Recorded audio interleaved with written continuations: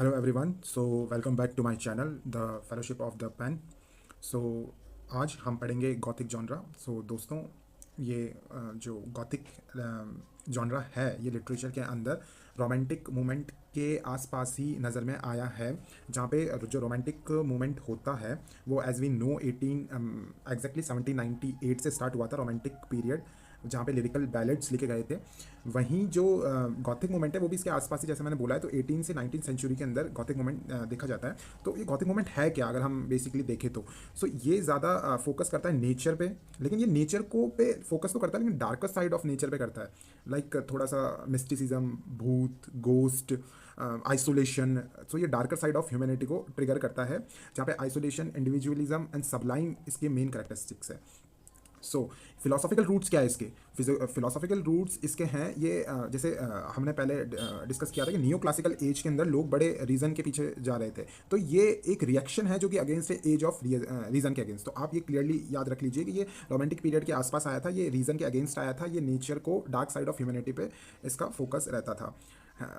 ये जैसे ये अगेंस्ट आया था रीज़न के, तो ये science, logic, cold fact, superstition and faith, मतलब ये साइंस के तो अगेंस्ट था, और ये सुपरस्टिशियस और फेथ उस पर इसका ज़्यादा फोकस होता था। जो एटमॉस्फेयर होता था, let me clear to you, अगर मैं ढंग से तुम्हें बता दूं तो आपने इंडियन सिनेमा के अंदर 1990 या 2000 या 2010 तक भी आपने एक जॉनरा देखा होगा, जहाँ पे भूत की मूवीज़ देखी होगी, जहाँ पे क्या होता है, जो मेन हीरोज़ होते हैं वो कहीं जाते रहते हैं, या फिर वो कहीं अपने दादा के हवेली में जाते हैं या कहीं भी जाते हैं, और वहाँ पे फिर वो मिस्टिकल या गोस्ट से मिलते हैं। तो जो गॉथिक, जो ये मूवीज़ बन रही थी, ये गॉथिक मोमेंट से ही इन्होंने ये आइडियाज़ लिए गए थे। जैसे क्या होता था, एक हीरो होता था, हीरो कहीं कोई महल में जाता था या फोर्ट में जाता था, वहाँ पे वो जो सुपर एलिमेंट स्टफ होता है वो फिर उसे एनकाउंटर करती थी, उसे कर्ज के बारे में बताती थी, या फिर उसके पापा ने ऐसा किया, उसके दादा ने ऐसा किया। तो लाइक तुम जब भी मैं ये तुम्हें पढ़ा रहा हूँ तो तुम अपने दिमाग में आप लोग एक पिक्चर क्रिएट वो करते रहिए ताकि आपको ये समझ में आ जाए। तो एटमॉस्फेयर कैसा होगा, जैसे मैंने बताया अभी मूवीज़ में, उनमें कैसा होता था, डेथ, डिके, साइकोलॉजिकल टेरर होता था, प्रेजेंस ऑफ एविलनेस होती थी, मिस्ट्री होती थी। उन मूवीज़ में जैसे मिस्ट्री होती है, एक इंट्रीग होता है, एविलनेस होती है, तो ये उसी के बारे में है। अब एटिमोलॉजी, एटिमोलॉजी मतलब ये गॉथिक वर्ड आया कहाँ से? तो ये गॉथिक वर्ड आया है जर्मन ट्राइब से, जिन्हें हम कहते हैं गॉथ्स। तो ये गॉथ से आया है। वैसे ही जो गॉथ्स है, गॉथिक आर्किटेक्चर भी होता है। तो ये गॉथिक आर्किटेक्चर भी एक, अगर आप जर्मनी कभी घूमने जाओगे तो वहाँ के जो चर्चेज़ है वो गॉथिक आर्किटेक्चर में बने हुए हैं। तो जिसमें पॉइंटेड आर्चेज होते हैं, वॉल्ट्स होते हैं। तो ये, अगर कोई पूछे कि गॉथिक वर्ड आया कहाँ से, तो आप बता सकते हैं कि वो एक जर्मन ट्राइब थी गॉथ्स, तो उससे ही गॉथिक आया है। अब इसमें सेटिंग, जैसे वो मूवी का पीछे पिक्चर क्लियर रखना, तो इसमें क्या होता है, रन डाउन स्ट्रक्चर होते हैं, कैसल्स होते हैं, मैनर होते हैं, हिडन पैसेज होते हैं, ट्रैप डोर्स होते हैं, डंजन्स होते हैं। लाइक भूल भुलैया, नीचे कोई डंजन है, हिडन पैसेज है, हिडन कमरा है, जैसे भूल भुलैया में एक हिडन कमरा रहता था। तो ये, और ये ना दूर रहेंगे, जैसे उस उन मूवीज़ में जो उस सिविलाइजेशन में क्या होता था, जैसे जो भी जहाँ पे ये सेटिंग होती थी वो बहुत ह्यूमन सिविलाइजेशन से दूर होती थी, कोई गांव में होती थी या बहुत किलोमीटर दूर होती थी, सुनसान जगह पे होती थी। तो इसकी सेटिंग वैसी है, trap doors, environment far away from civilisation. जो प्रोटैगनिस्ट होता है, प्रोटैगनिस्ट यहाँ पे जो लड़का होता है वो तो बड़ा डेयरिंग होता है, मतलब उसे डर नहीं लगता, वो मतलब फिजिकली चैलेंजेस करता है, और हर चीज़ मतलब वो करता है प्रोटैगनिस्ट। लेकिन इसमें जो मेन प्रोटैगनिस्ट होता है, जिसपे ये सारी चीज़ें आती है, वहीं जिसके इसमें जो गर्ल्स होती है वो ज़्यादा अपने इमोशंस दिखाती है, वो अपने इमोशन से फुल हुई रहती है, और हम कह सकते हैं डैमसेल इन डिस्ट्रेस भी कह सकते हैं, और वो थ्रेटन्ड बाय टायरेनिकल फोर्सेस। तो इसमें लाइक जो प्रोटैगनिस्ट होगा वो थोड़ा सा ट्रैप्ड होगा फिजिकली या इमोशनली, और मतलब आइसोलेशन में रहेगा। और जो एक जो मेन हीरो फिगर होगा वो थोड़ा मतलब डेयरिंग होगा। वहीं जो गर्ल होगी वो थोड़ा सा सबमिसिवनेस को शो करती है।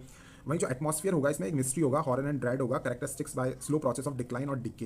लाइक कोई बहुत बड़ी सिटी थी, अब वो डिक्लाइन की तरफ चली गई, कोई अच्छा महल था लेकिन अब वो 100-200 साल से कर्ट्स के चक्कर में वो अब डिक्लाइन में चली गई है। या सुपर नेचुरल एलिमेंट तो होंगे ही, जो मैं कह रहा हूँ, जैसे गोस्ट, अनएक्सप्लेन मैनिफेस्टेशन, यानी इसमें कर्सेज मान लो, और मतलब कोई रैशनल एक्सप्लेनेशन रहेगा, मतलब रैशनल एक्सप्लेनेशन वहाँ पे तुम्हें कुछ दिखेगा नहीं, लेकिन जब एंड में जब मूवीज़ में हम जाते हैं तो वो कुछ रैशनल, वो जो गोस्ट होता है वो कुछ देता है कि मैं तेरे पीछे इसलिए हूँ क्योंकि your father did this, your grand father did this. तो इसमें भी वही दिखता है कि मतलब वो लास्ट में, if a rational explanation is provide later the night implies the existence of supernatural. तो इसका वही मतलब है।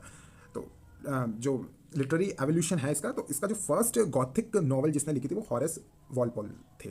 तो आप याद रखिए, मिस्टर हॉरेस वॉलपॉल ने फर्स्ट गोथिक नॉवल लिखी थी, जिसका नाम था the castle of Otranto, a Gothic story, 1765 में। तो 1765 के अंदर हॉरेस वॉलपॉल ने the castle of Otranto, a Gothic story लिखी थी। वहीं जो अमेरिकन गॉथिक होता है, अमेरिकन में थोड़ा सा हमें थोड़ा सा डिफरेंस दिखता है, लेकिन वो सेम ही मोस्टली सेम ही है। लाइक इसमें the fascination with the grotesque, the irrational and the demonic. और अमेरिकन लिटरेचर में द फेमस फिगर है एडगर एलन पो।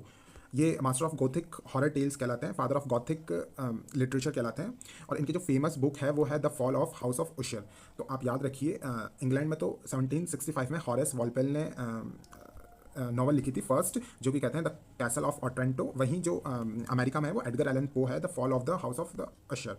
वहीं जो फेमस बुक्स है इसके ऊपर, तो द कैसल ऑफ ऑट्रेंटो जो कि हमने पहले देख लिया, हॉरेस वॉलपोल। सेकंड है द हिस्ट्री ऑफ कैलिफ, जो कि वेथक बैकफोर्ड ने 1786 में लिखी है। वहीं द मिस्ट्री ऑफ यूडोल्फो और द मॉन्क वो लिखी है लेवाइस ने। तो ये आप चार चीज़ याद रखिए, क्या याद करना है, द कैसल ऑफ ऑट्रेंटो जो कि वॉलपोल ने लिखी है, द हिस्ट्री ऑफ कैलिफ बैकफोर्ड ने लिखी है, वहीं द मिस्ट्रीज ऑफ यूडोल्फो रेडक्लिफ ने लिखी है, और द मॉन्क लिखी है लेवाइस ने। तो आपको याद नहीं होता, तो मैंने जिस तरीके से ट्रिक से याद किया, तो उड़ेंगे कहाँ से, क्लेफ से, तो उड़ो क्लेफ, ठीक है ना। तो ऐसा कुछ याद आप बना लेना। और मैंने एक तो, और मैंने इनको, बाकी तो मैंने अपनी ट्रिक्स बनाई है, मैं किसी दिन शेयर कर सकता हूँ। बाकी आप भी अपना ऐसा, जैसे मैंने अभी बताया वैसा आप याद कर सकते हो। ये बहुत इंपॉर्टेंट, द फ्रैंकनस्टीन बाय मिसेस शैली, बहुत अच्छी है इनकी ये बुक। इस पर अभी मूवी भी आई है 2025 में। द वैम्पायर है पॉलिडोरी की। The hunchback of Notre Dame Hugo की। जैन आयर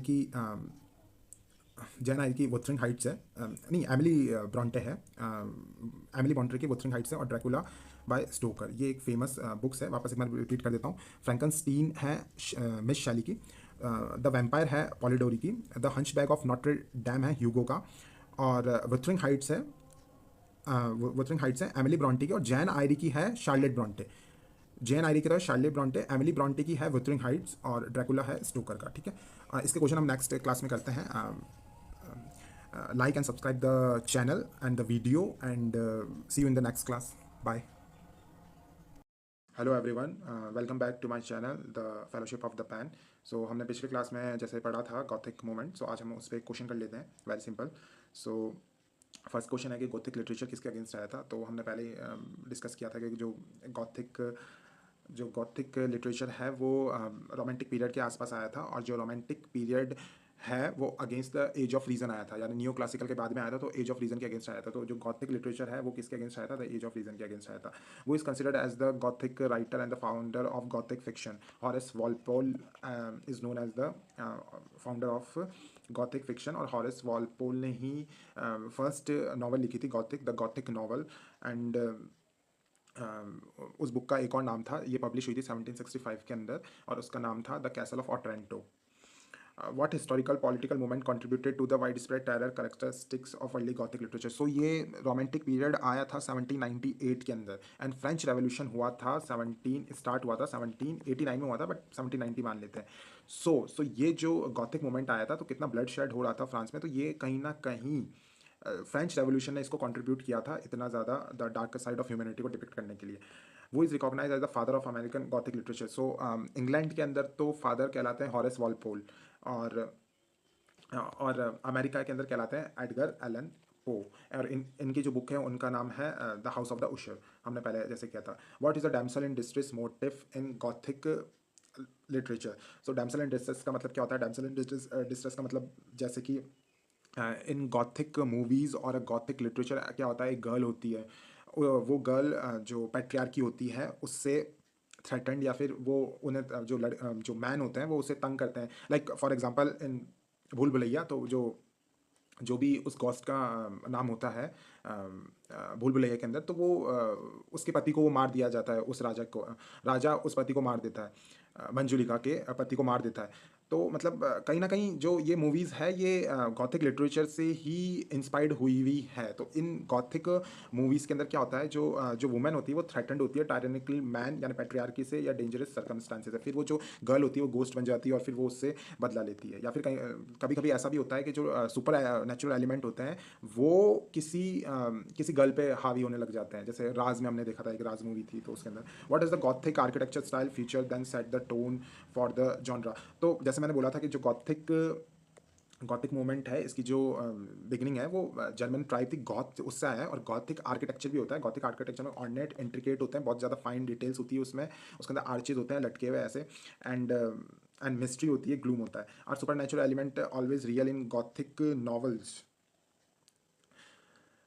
नहीं, मतलब कुछ कुछ कभी कभी वो रैशनल जो गोस्ट होता है वो रैशनल एक्सप्लेनेशन देता है, लेकिन बहुतों में मतलब वो मतलब ये अगेंस्ट गॉथिक नॉवेल्स आई है, अगेंस्ट द रीजन, तो इसमें ज़्यादा रीजन होता नहीं है। What does decay represent in the Gothic tradition? So decay represent करता है decay of a family community, decay of a civilisation, decay of a fort. एक बहुत आलिशान फोर्ट था लेकिन अब वहाँ पे कुछ सुपर नेचुरल एलिमेंट हो गए, तो अब वो decay family community and individual तीनों का होता है। Name a Gothic novel by Charlotte Bronte. तो शार्लेट ब्रॉन्टे ने, मैंने पिछली क्लास में मैंने ये उल्टा बोल दिया था बाय मिस्टेक, तो जो गॉथिक नॉवल जो शार्लेट ब्रॉन्टे ने लिखी है वो जैन आयर लिखी है। वहीं इनकी एक सिस्टर थी, उन्होंने जिनका नाम है एमिली ब्रॉन्टे, एमिली ब्रॉन्टे ने लिखी है वुथरिंग हाइट्स। तो शार्ले ब्रॉन्टे ने तो लिखी है जेन आयर, और वहीं एमिली ब्रॉन्टे ने क्या लिखी है, Wuthering Heights. Which American Gothic novel explore the terrors of the human soul? So Edgar Allan Poe, American आते ही एडगर एलन पो ने लिखी है और मैंने पहले भी बताया था the fall of the house of the उशर।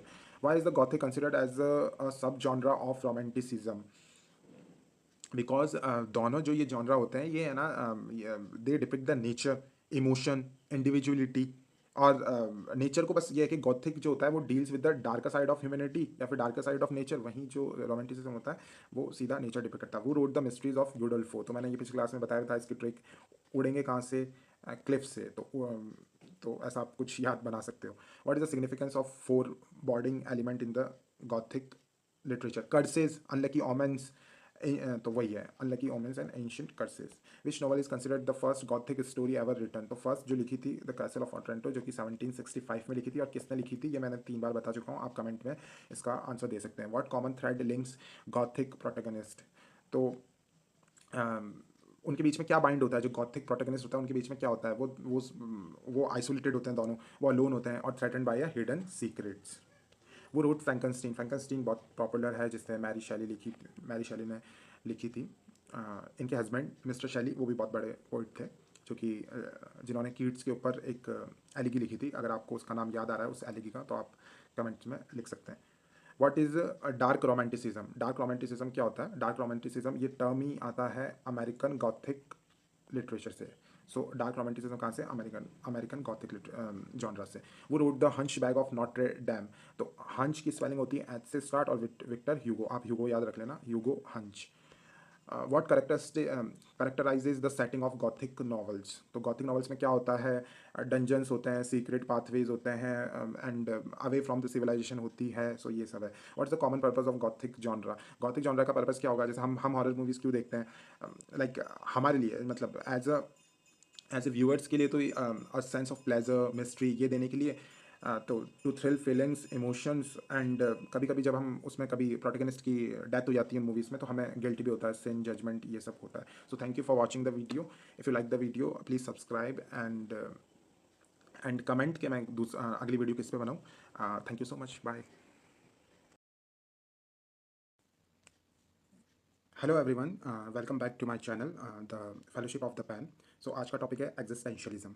सो दोस्तों, एग्जिस्टेंशियलिज्म का मतलब होता है एग्जिस्टेंशियल एक मूवमेंट है जो कि वर्ल्ड वॉर फर्स्ट और वर्ल्ड वॉर और प्रोपोगेट हुआ वर्ल्ड वॉर सेकंड के बाद। सो एग्जिस्टेंशियलिज्म कहता क्या है? एग्जिस्टेंशियलिज्म ये कहता है कि there is no meaning to this life, like life का कुछ मीनिंग है नहीं। लाइक हम बहुत सोचते हैं कि हमारे पेरेंट्स कुछ हमें मीनिंग दे देते हैं, हमारा रिलीजन हमें कुछ रिलीजन हमें मीनिंग दे देता है, लेकिन एग्जिस्टेंशियलिज्म वाले थिंकर्स और एग्जिस्टेंशियलिज्म जो वर्ल्ड वॉर फर्स्ट के बाद आया है, तो वो ये कहता है कि there is no meaning in this life. Like हम सोसाइटी से मीनिंग लेते हैं लेकिन सोसाइटी करप्ट है। वर्ल्ड वॉर फर्स्ट के बाद में लोगों को पता चल गया कि सोसाइटी में बहुत ज़्यादा फॉल्ट है, पॉलिटिक्स इतनी ख़राब है, फासिज्म, नाजिज्म ये आने लग गए। जूस के साथ में जो जेनोसाइड हुआ, तो लोगों को पता चल गया कि लाइफ तो बड़ी क्रूल है, यहाँ पे कोई मीनिंग है नहीं, कोई मॉरलिटी है नहीं, मॉरलिटी में वॉइड क्रिएट हो गया। तो इसकी वजह से जो प्रिंसिपल है एग्जिस्टेंशलिज्म वो है ये है कि हम सब जो ह्यूमंस है वो क्या है? फ्री है एंड रेस्पॉन्सिबल एजेंट है। लाइक हम विल, जो हमारी विल है ना, यानी हमारी इच्छा शक्ति, हम उस पर डिपेंडेंट होते हैं। तो एग्जिस्टेंशियलिज्म ये कहता है कि there is no meaning in this life, only there is a meaning which we created. Like हम जितना मीनिंग अपनी लाइफ को देते हैं उतना ही मीनिंग है। तो हम सब फ्री है और एक रेस्पॉन्सिबल एजेंट है। और जैसे फ्रेडरिक नीचा ने कहा कि विल सबसे बड़ी है, तो ये जो एग्जिस्टेंशियल फिलोसोफर्स होते हैं ये एक्ट्स ऑफ विल पे चलते हैं, ठीक है। तो टर्म जो एग्जिस्टेंशियलिज्म टर्म है वो गैब्रियल मार्शल ने दी थी 20वीं सेंचुरी में, और वो अप्लाई की थी। गैब्रियल मार्शल ने तो टर्म दी थी और वो दी किस पे, जीन पॉल सात्रे पे, ठीक है। तो ये याद रखना, गैब्रियल मार्शल ने 20वीं सेंचुरी में, ये 20वीं सेंचुरी मतलब फर्स्ट वर्ल्ड वॉर के बाद में, और प्रोपाउंड हुआ वर्ल्ड वॉर सेकंड के बाद में, ठीक है। तो ये पॉपुलराइज जो हुआ ये वर्ल्ड वॉर सेकंड के बाद में, पोस्ट हॉलोकास्ट ये पॉपुलर हुआ, ठीक है। तो what are the core philosophy, अभी मैंने शुरुआत में मैंने इतना टाइम दिया तो मैं वही समझा रहा था। तो अब तो हमें बस ऊपर ऊपर से लाइक मैंने एसेंस समझा दिया। तो एसेंस से ही याद आया कि जो एग्जिस्टेंशियल फिलोसफर्स होते हैं वो एग्जिस्टेंस को एसेंस से ऊपर रखते हैं। एसेंस क्या होता है, मीनिंग। तो वो कहते हैं कि हमारा जो एग्जिस्टेंस है ना वो बड़ा है किसी मीनिंग से। लाइक बहुत सारे जैसे हमारा जो एसेंस होता है या फिर पर्पज सेट बाय गॉड और नेचर, तो ये नहीं है, कोई पर्पज नहीं है इस लाइफ का। हमारा जो एग्जिस्टेंस है, हम जी रहे हैं इस लाइफ में, वो बड़ा है, और हम जी रहे हैं तो हम अपनी लाइफ को मीनिंग खुद देते हैं। Man first of all exist. That's the core philosophy of existential philosophers. That existence precedes essence. Okay. Second, the absurdity of life. Absurdity क्या होता है?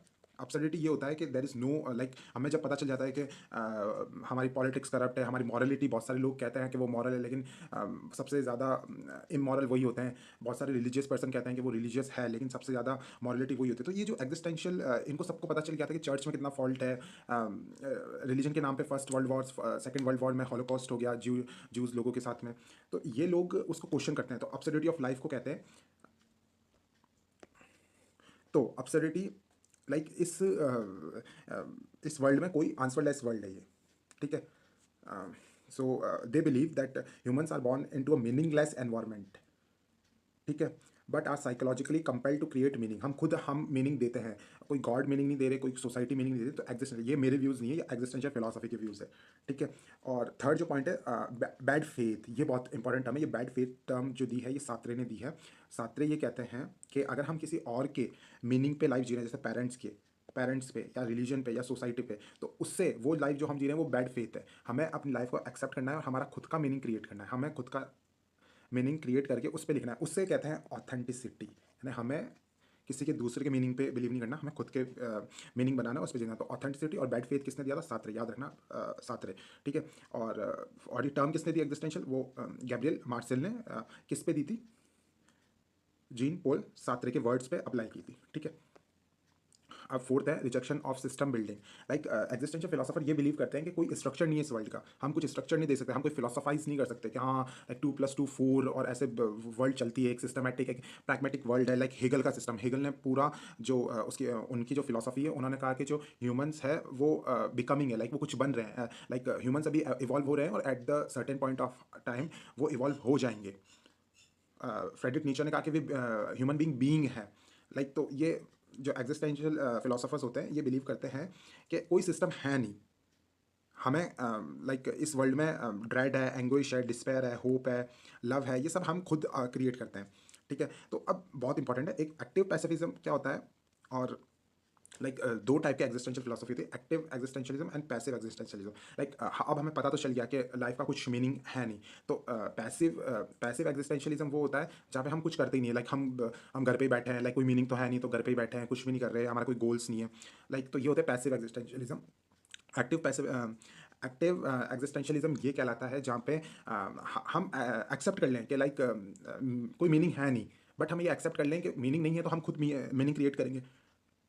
हम हमारी लाइफ को देखेंगे, हमें छोटे छोटे लाइक मुझे कुछ प्रूव करना है, मुझे अच्छा आदमी बनना है, लाइक इसलिए नहीं बनना कि मुझे किसी और ने सिखाया, मुझे खुद के लिए, मुझे अच्छा लगता है इसलिए मैं कुछ करूँगा। तो खुद को एक मीनिंग देके रोज़ हम वर्क करने जाते हैं, हम इस वर्ल्ड में कुछ अच्छा करें, तो वो होता है एक्टिव एग्जिस्टेंशियलिज्म। लाइक हमने एक्सेप्ट कर लिया कि डेथ तो सबको यानी मीनिंग है नहीं, और फिर हम लाइफ को चूज़ करें। तो इसी को ही अब्सर्डिज्म कहते हैं, जो एल्बर्ट कामू ने बोला था।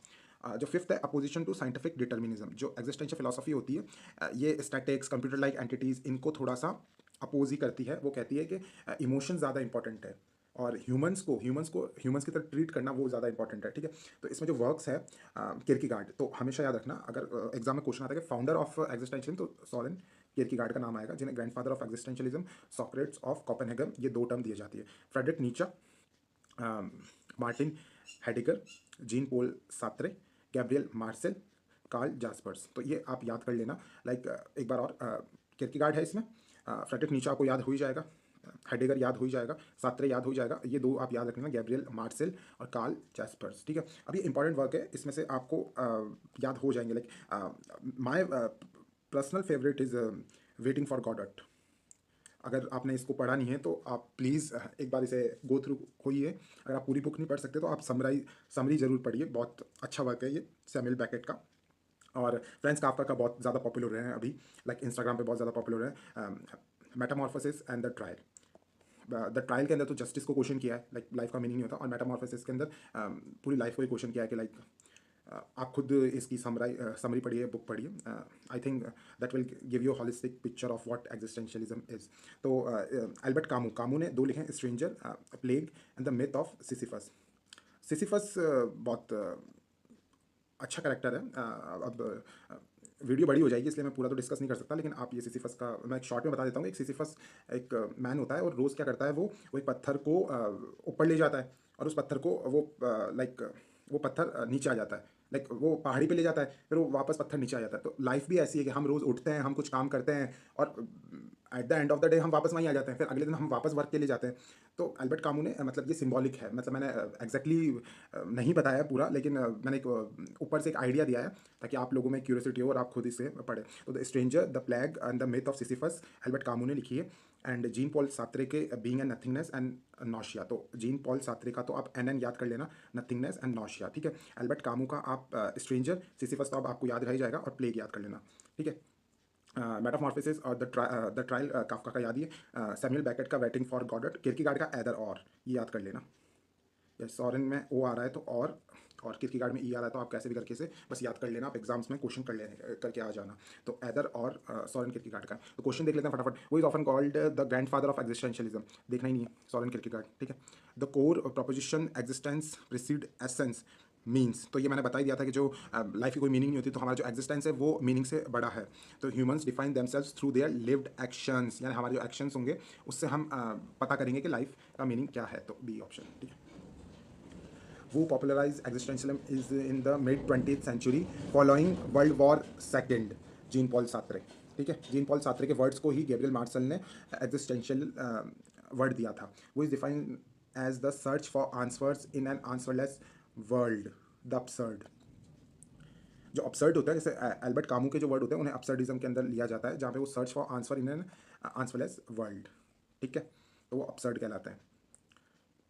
According to Sartre, what is bad faith, ये हमने पहले डिस्कस किया था। बैड फेथ वो होता है जब हम दूसरे के मीनिंग पे लाइफ जीते हैं और आप खुद की फ्रीडम और खुद की रेस्पॉन्सिबिलिटी को नहीं लेते हैं। तो ये B, refusing to accept one's own freedom and responsibility. Existentialism is considered to have active, not passivism, because it challenge obstacle and making active endeavors to overcome them.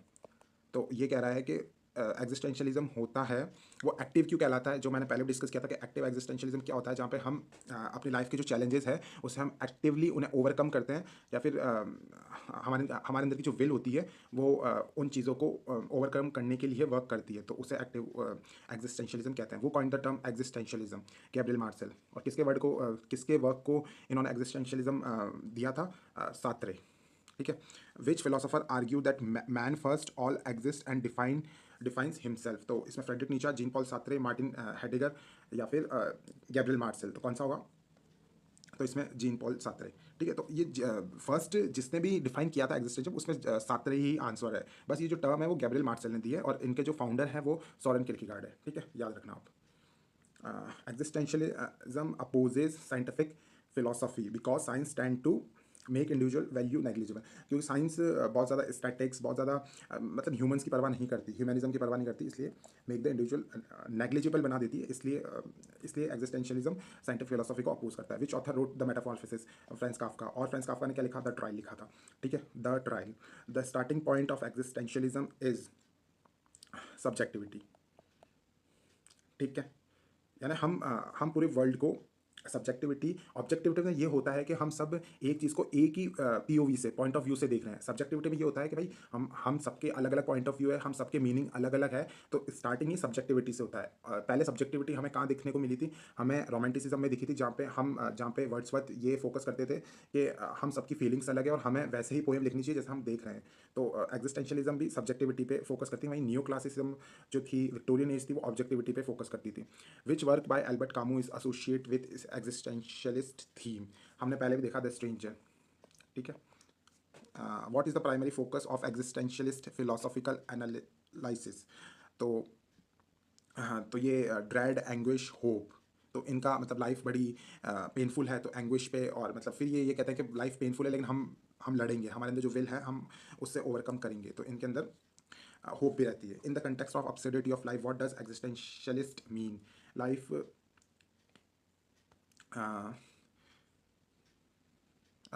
absurdity, in the context of absurdity of life, what does an existentialist mean? Life is a search for answer in a meaningless world. तो existential होते हैं, वो ये believe करते हैं कि life के अंदर हमें आंसर्स जो मतलब कोई मतलब है नहीं। absurdist ये कहते हैं कि लाइफ में absurdist वो होते हैं जो इस मीनिंगलेस वर्ल्ड में भी मीनिंग की खोज करते हैं। तो ऐसा इस मीनिंगलेस वर्ल्ड में कोई मीनिंग है नहीं, तो कोई मतलब है नहीं, तो भी वो सर्च करते हैं।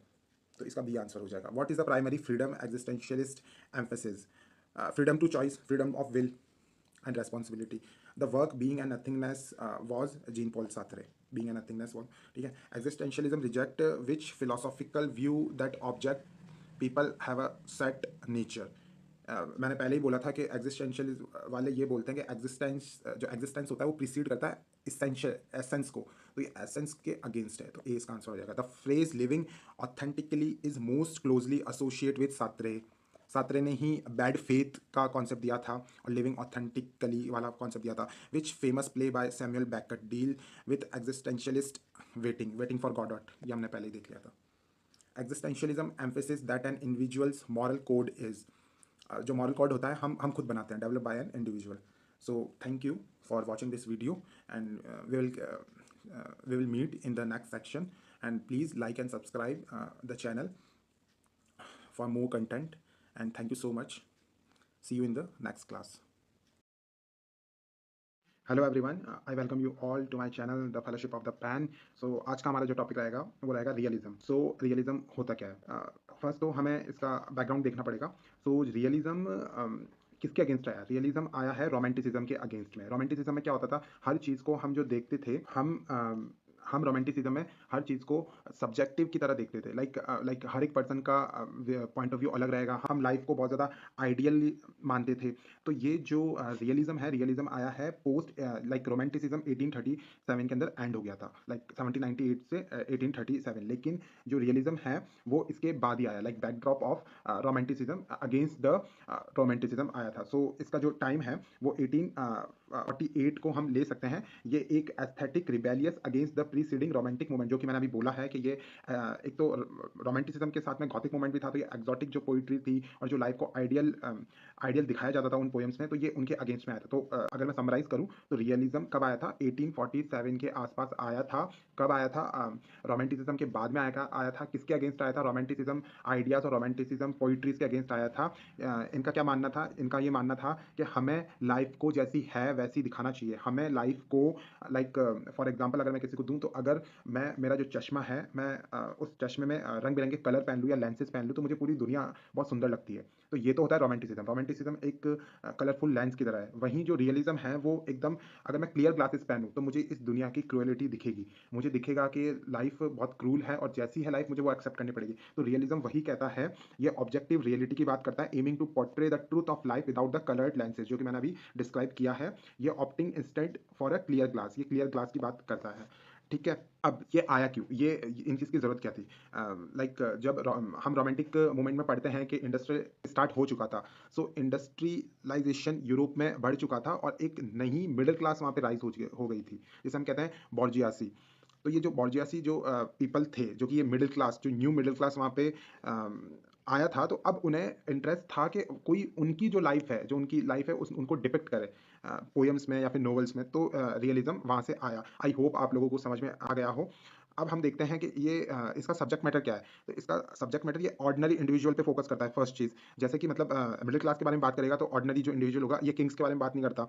ये नेचर को बहुत ऊपर नहीं दिखाता। ये सिर्फ़ जैसा है हमारे जो डेली स्ट्रगल्स है, ये डेली स्ट्रगल्स को के ऊपर बात करेगा। ये फ़ैमिलियर प्लेसेस के बारे में बात करेगा, ये फैमिलीज़ के बारे में बात करेगा, ये middle and lower class of society को डिपिक्ट करता है, ठीक है? अब अगर हम आगे जाएँ तो इसमें जो नैरेटिव स्टाइल होता है, नैरेटिव स्टाइल इसमें 2 तरीके के होते हैं। एक तो होता है माइन्यूट डिटेल, जहाँ पे हम जो एवरीडे अकेरेंस होता है, ये वो दिखाता है, उसको बिल्कुल प्रिसाइज़ दिखाता है। जैसे कोई इंसान है, वो अपनी लाइफ़ जी रहा है, तो ये बिल्कुल प्रिसाइज़ली दिखाएगा कि वो कैसे खुद का खाना बनाता है, वो कैसे सुबह उठता है, हर चीज़ ये माइन्यूट डिटेल में समझाया जाएगा। वहीं जो प्लॉजिबल प्लॉट्स होते हैं, वो थोड़े से प्लॉजिबल जो प्लॉट्स होते हैं, वो होते हैं जो कि इसमें हल्का-सा प्रोबेबिलिटी पे ये चलता है। लाइक जो माइन्यूट डिटेल होती है, वो तो बिल्कुल जो कि एवरीडे अकेरेंस, एवरीडे एक्टिविटीज़ है, ये उनको डिपिक्ट करती है। वहीं जो प्लॉजिबल प्लॉट्स होते हैं, वहाँ पे हमें प्रोबेबिलिटी दिखती है कि जो लाइफ़ में हो सकता है।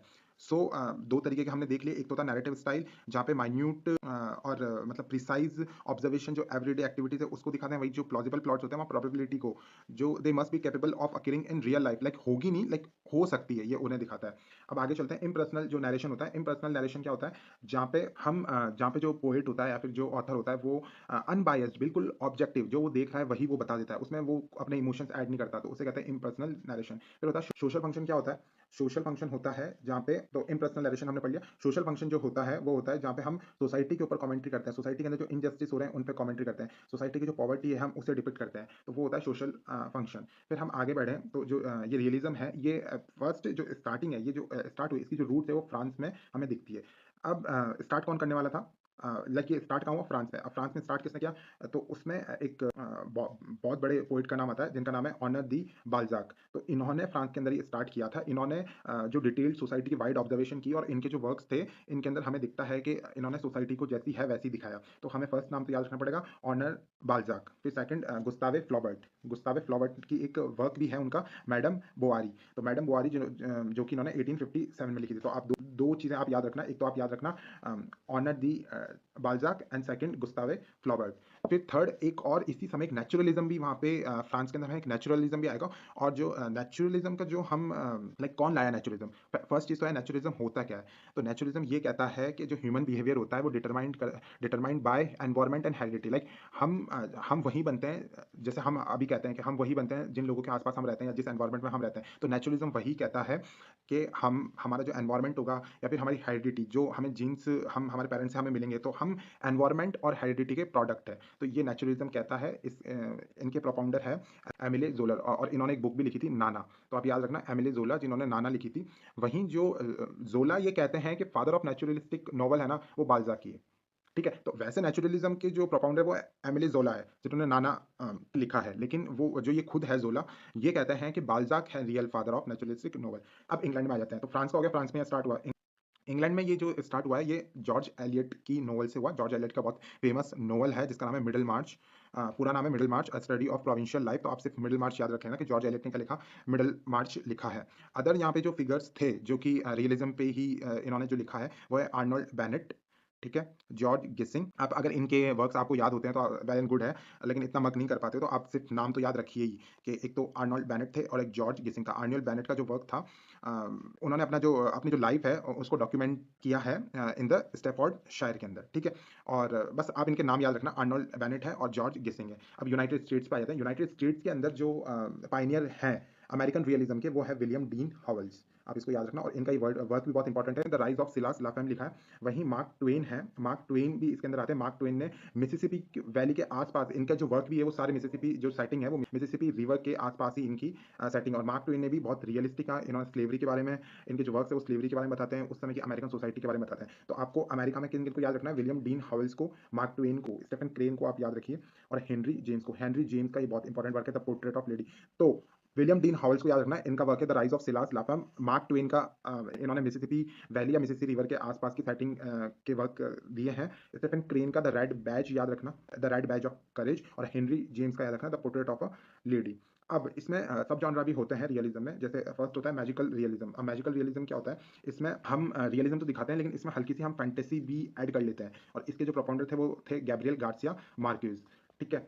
और सेकंड हम अगर मैजिकल में तो हम फैंटेसी दिखा देते हैं। फिर आते हैं सोशल रियलिज्म दिखाता है जो क्लास है, पॉलिटिकल कंडीशन है या फिर क्लास सेग्रीगेशन है, क्लास डिस्क्रिमिनेशन, तो उसको दिखाता है सोशल रियलिज्म, ठीक है। फिर होता है किचन सिंक रियलिज्म। तो किचन नाम आ रहा है तो आप ये मत समझना कि किचन से रिलेटेड है, ये किचन से रिलेटेड नहीं है, ये है daily lifes of working class, like pub की सेटिंग होना या फिर जो वर्किंग क्लास होती है जो कि सबसे प्राइमरी एक्टिविटीज़ कर रहे हैं, जो इंडस्ट्री में सेकेंडरी एक्टिविटीज़ कर रही है, जो नीचे मजदूर क्लास है, ये उनको दिखाता है। जैसे पब में वो जाते हैं रात को, डोमेस्टिक सेटिंग को दिखाते हैं। और किचन सिंक रियलिज्म के जो प्रोपाउंडर है वो है जॉन ब्रेन, ठीक है। साइकोलॉजिकल रियलिज्म के जो प्रोपाउंडर है वो है दोस्तोयेव्स्की, फ्योदोर दोस्तोयेव्स्की, जिनके बहुत सारे वर्क हैं। वाइट नाइट्स है, क्राइम एंड पनिशमेंट है। तो one of the my favourite है, अगर आपको टाइम मिले तो आप ज़रूर इनका वर्क पढ़िए। जैसे बहुत सारे लोगों ने कहा है कि जो 20th सेंचुरी के सबसे बड़े साइकोलॉजिस्ट है वो सिगमंड फ्राइड नहीं है, वो फ्योदोर दोस्तोयेव्स्की है। तो इन्होंने इतना, इनके जो वर्क है उसमें इतना इन्होंने साइकोलॉजिकल रियलिज्म दिखा दिया था, like he was best in his work in terms of psychology.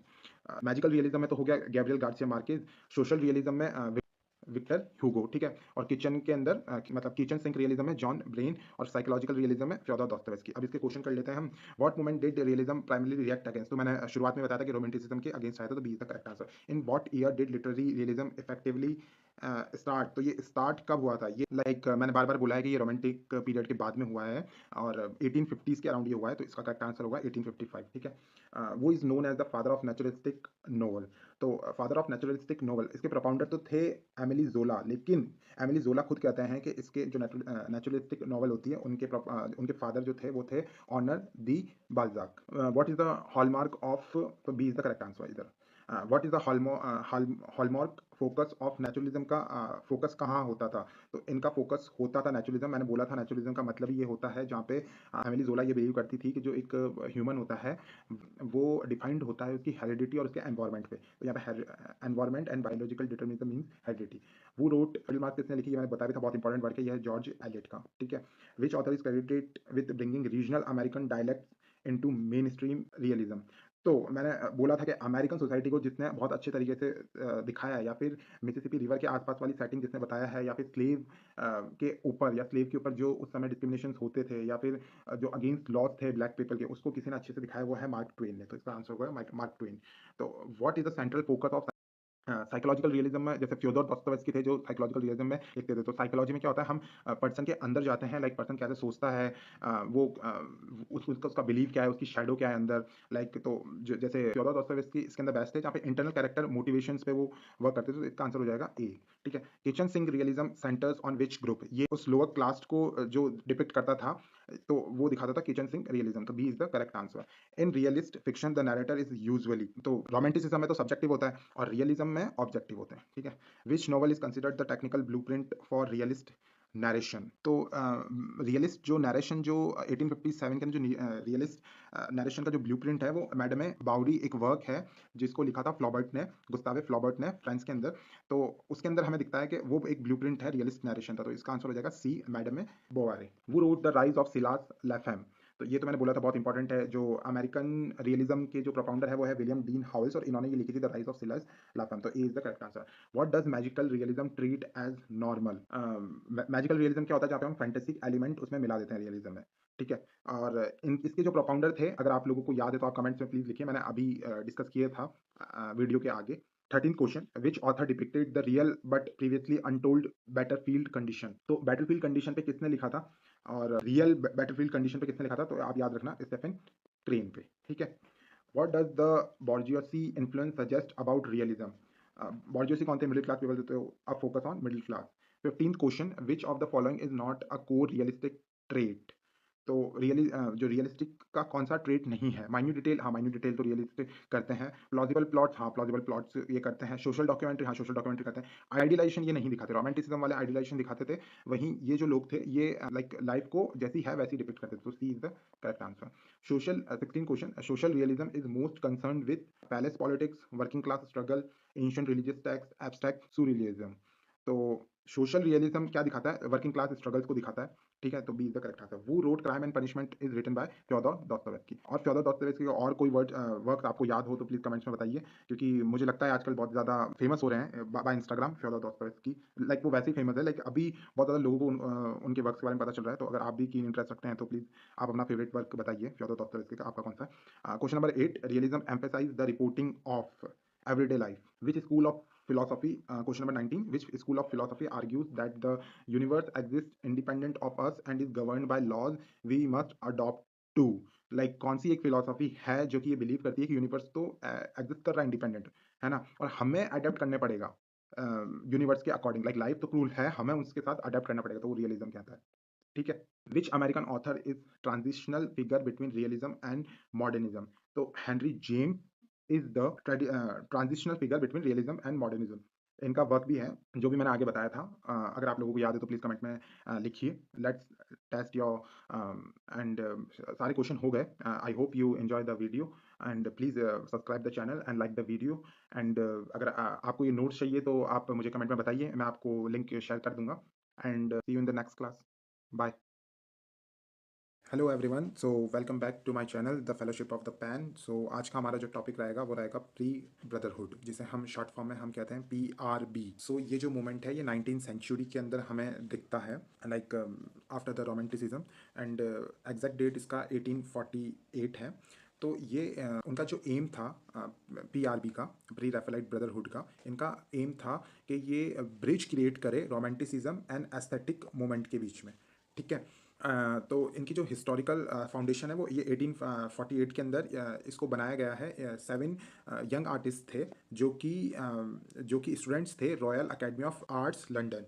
सो ये जो PRB है, जिसे ब्रदरहुड भी कहते हैं, ये 1848 के अंदर 7 लोगों ने बनाया है। 7 यंग आर्टिस्ट थे जो कि स्टूडेंट्स थे, कहाँ के थे? Royal Academy of Arts London से। तो इसके अंदर इसके जो फाउंडर्स हैं, फाउंडर्स के अंदर जो की फाउंडर्स थे वो कौन कौन थे? एक तो इसके अंदर जो मेन थे वो थे डांटे गैब्रियल रोजेटी, सेकंड थे विलियम हॉलमल हंट, एंड थर्ड थे जॉन एवरेट मिलीस। तो अगर पूरे नाम याद ना हो तो आप ये तो याद कर ही सकते हैं। तो डांटे थे एक तो फर्स्ट, सेकंड हंट थे, थर्ड एवरेट थे। ठीक है। तो अब इनकी फिलॉसफी थी क्या, व्हाट दे वांट? तो ये चाहते थे, ये वापस मेडिवल सोसाइटी में जाना चाहते थे। लाइक मेडिवल सोसाइटी मतलब जो जो इटालियन रेनेसा के जो पेंटर थे रफेल, तो ये रफाल, ये प्री रैफेलाइट, इसलिए इनको कहलाया जाता था प्री रैफेलाइट, क्योंकि ये चाहते थे कि हम जो रेनेसा पेंटर थे, बहुत फेमस पेंटर रफेल, तो हम रफेल से जो पहले जो जिस तरीके की पेंटिंग चलती थी हम वैसा बनाना चाहते हैं। रफेल का जो टाइम पीरियड था वो था 483 टू 1520। ये कोई याद रखने की ज़रूरी नहीं है, लेकिन इनका एम क्या था? इनका एम था कि ये before the time of Italian high renaissance painter Raphael, इसलिए इनका नाम भी है प्री रैफेलाइट ब्रदरहुड। ठीक है। तो अब ये इनके ऑब्जेक्टिव क्या थे? तो ये ऑब्जेक्टिव इनके थे कि ये जो आर्ट जो डिपिक्ट करते हैं उसमें सिंप्लिसिटी रखें, ट्रुथफुलनेस रखें, जेन्युइन डेवोशन टू नेचर रखें। लाइक ये रोमांटिसिज्म के फेवर में थे। ये है ना, थैंकफुल भी थे कि रोमांटिसिज्म आया और है ना उनको इंस्पायर किया कि हाँ, ये वापस मेडिवल जो पेंटिंग्स थी वहाँ पे जाए जहाँ पे फेक डिपिक्शन नहीं हो, बस सिंप्लिसिटी हो, नेचर को की तरफ हमारा डेवोशन हो, और सोल और बॉडी का एक कनेक्शन दिखाया जाए। तो ये वैसा था। तो ये इन्होंने रिजेक्ट कर दिया था unimaginative and artificial standard of contemporary royal academy. तो ये स्टूडेंट तो रॉयल अकेडमी थे, लेकिन ये इन्होंने उस चीज़ को रिजेक्ट कर दिया था।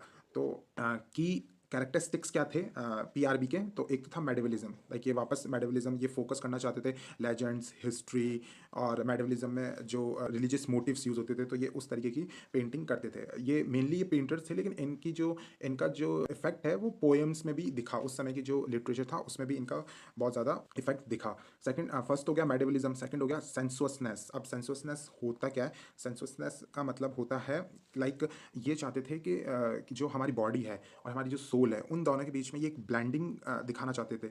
ये कुछ एलिमेंट अपनी पोइट्री और आर्ट से ये एक अटेंशन दिखाना चाहते थे, ब्लेंडिंग फ्लैश एंड स्पिरिट। तो वहाँ फ्लैश तो हो गया हमारी बॉडी और स्पिरिट हो गया हमारी सोल। थर्ड है पिक्टोरियल रियलिज्म। तो ये utilise sharp brilliant lighting minute detail. तो ये बहुत डिटेल में अपना वर्क जो भी पेंटिंग बनाते थे उसमें माइन्यूट डिटेल होती थी, क्लियर एटमॉस्फेयर होता था। पिक्टोरियल रियलिज्म का ये यूज़ करते थे, एंड सिंबॉलिक ओवरटोन्स का। फोर्थ हो गया लिटरेरी इन्फ्लुएंस। तो ये जो थे, ये मैंने जैसे बोला था कि हैविली इंडेप्टेड थे रोमांटिक रिवाइवल्स पोइट का, जिन्होंने इनको इंस्पायर किया और इमोशनल सिंसियरिटी डेवलप की।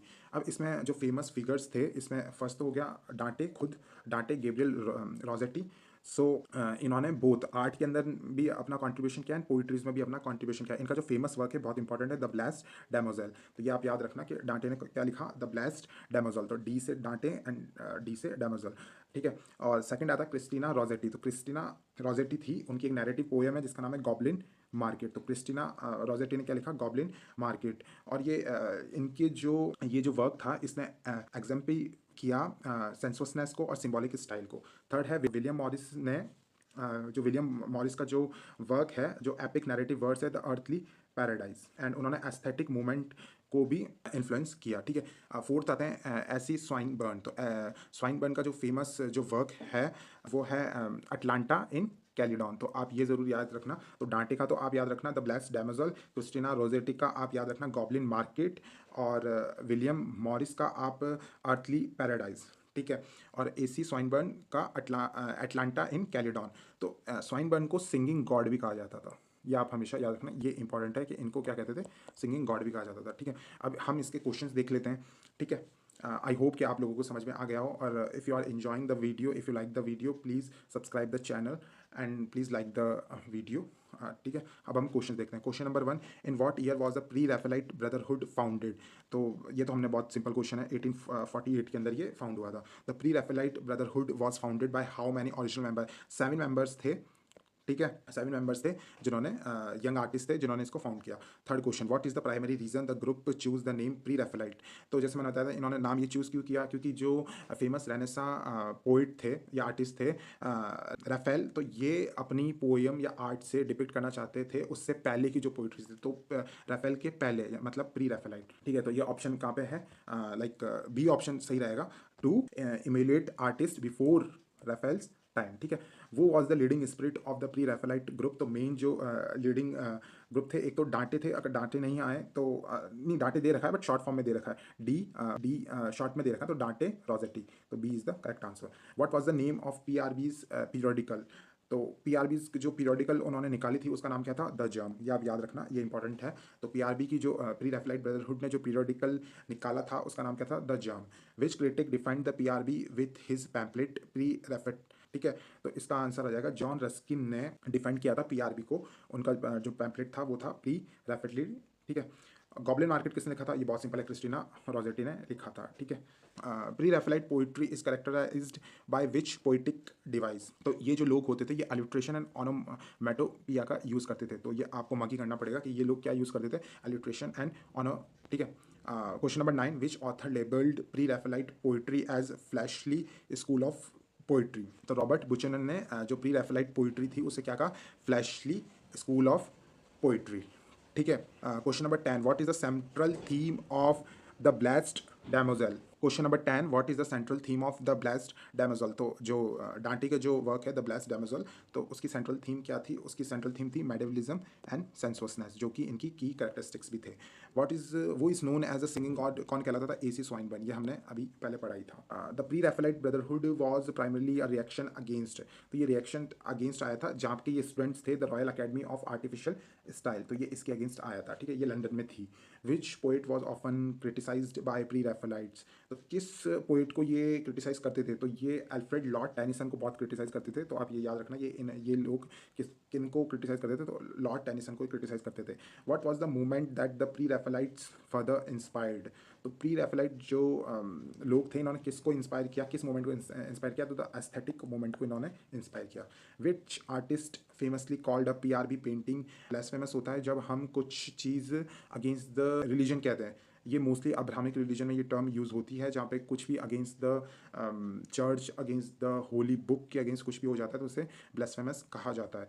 पीआरबी की जो पेंटिंग है उसे ब्लास्फेमस किसने कहा, तो चार्ल्स डिकिंस ने कहा।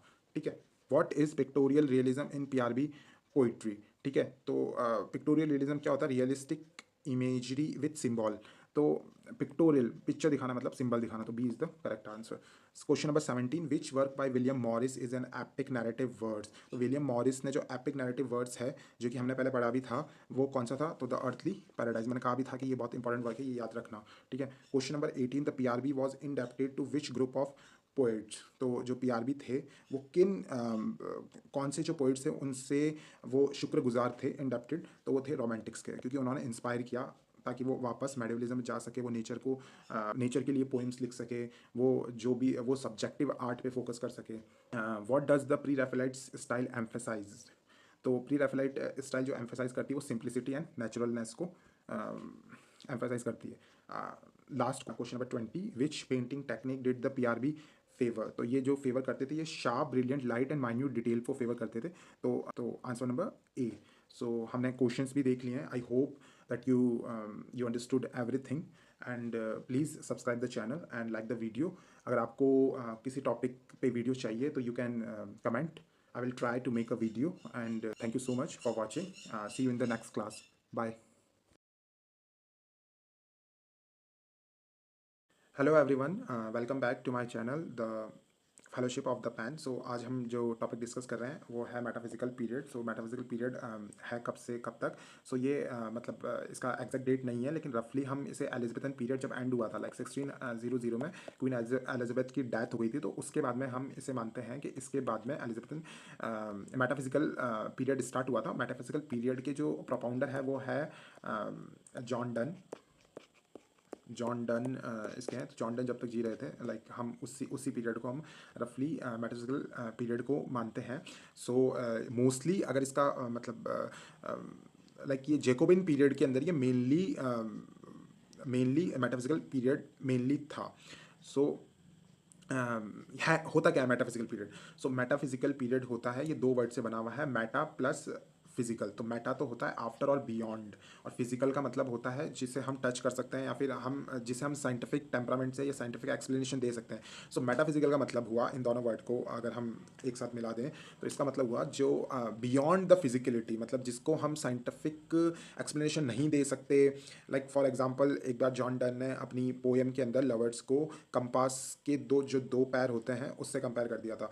तो कोई साइंस है नहीं। जॉन डन ने सन को एक बार कहा था कि मतलब you should revolve around revolve around his and his lovers bad.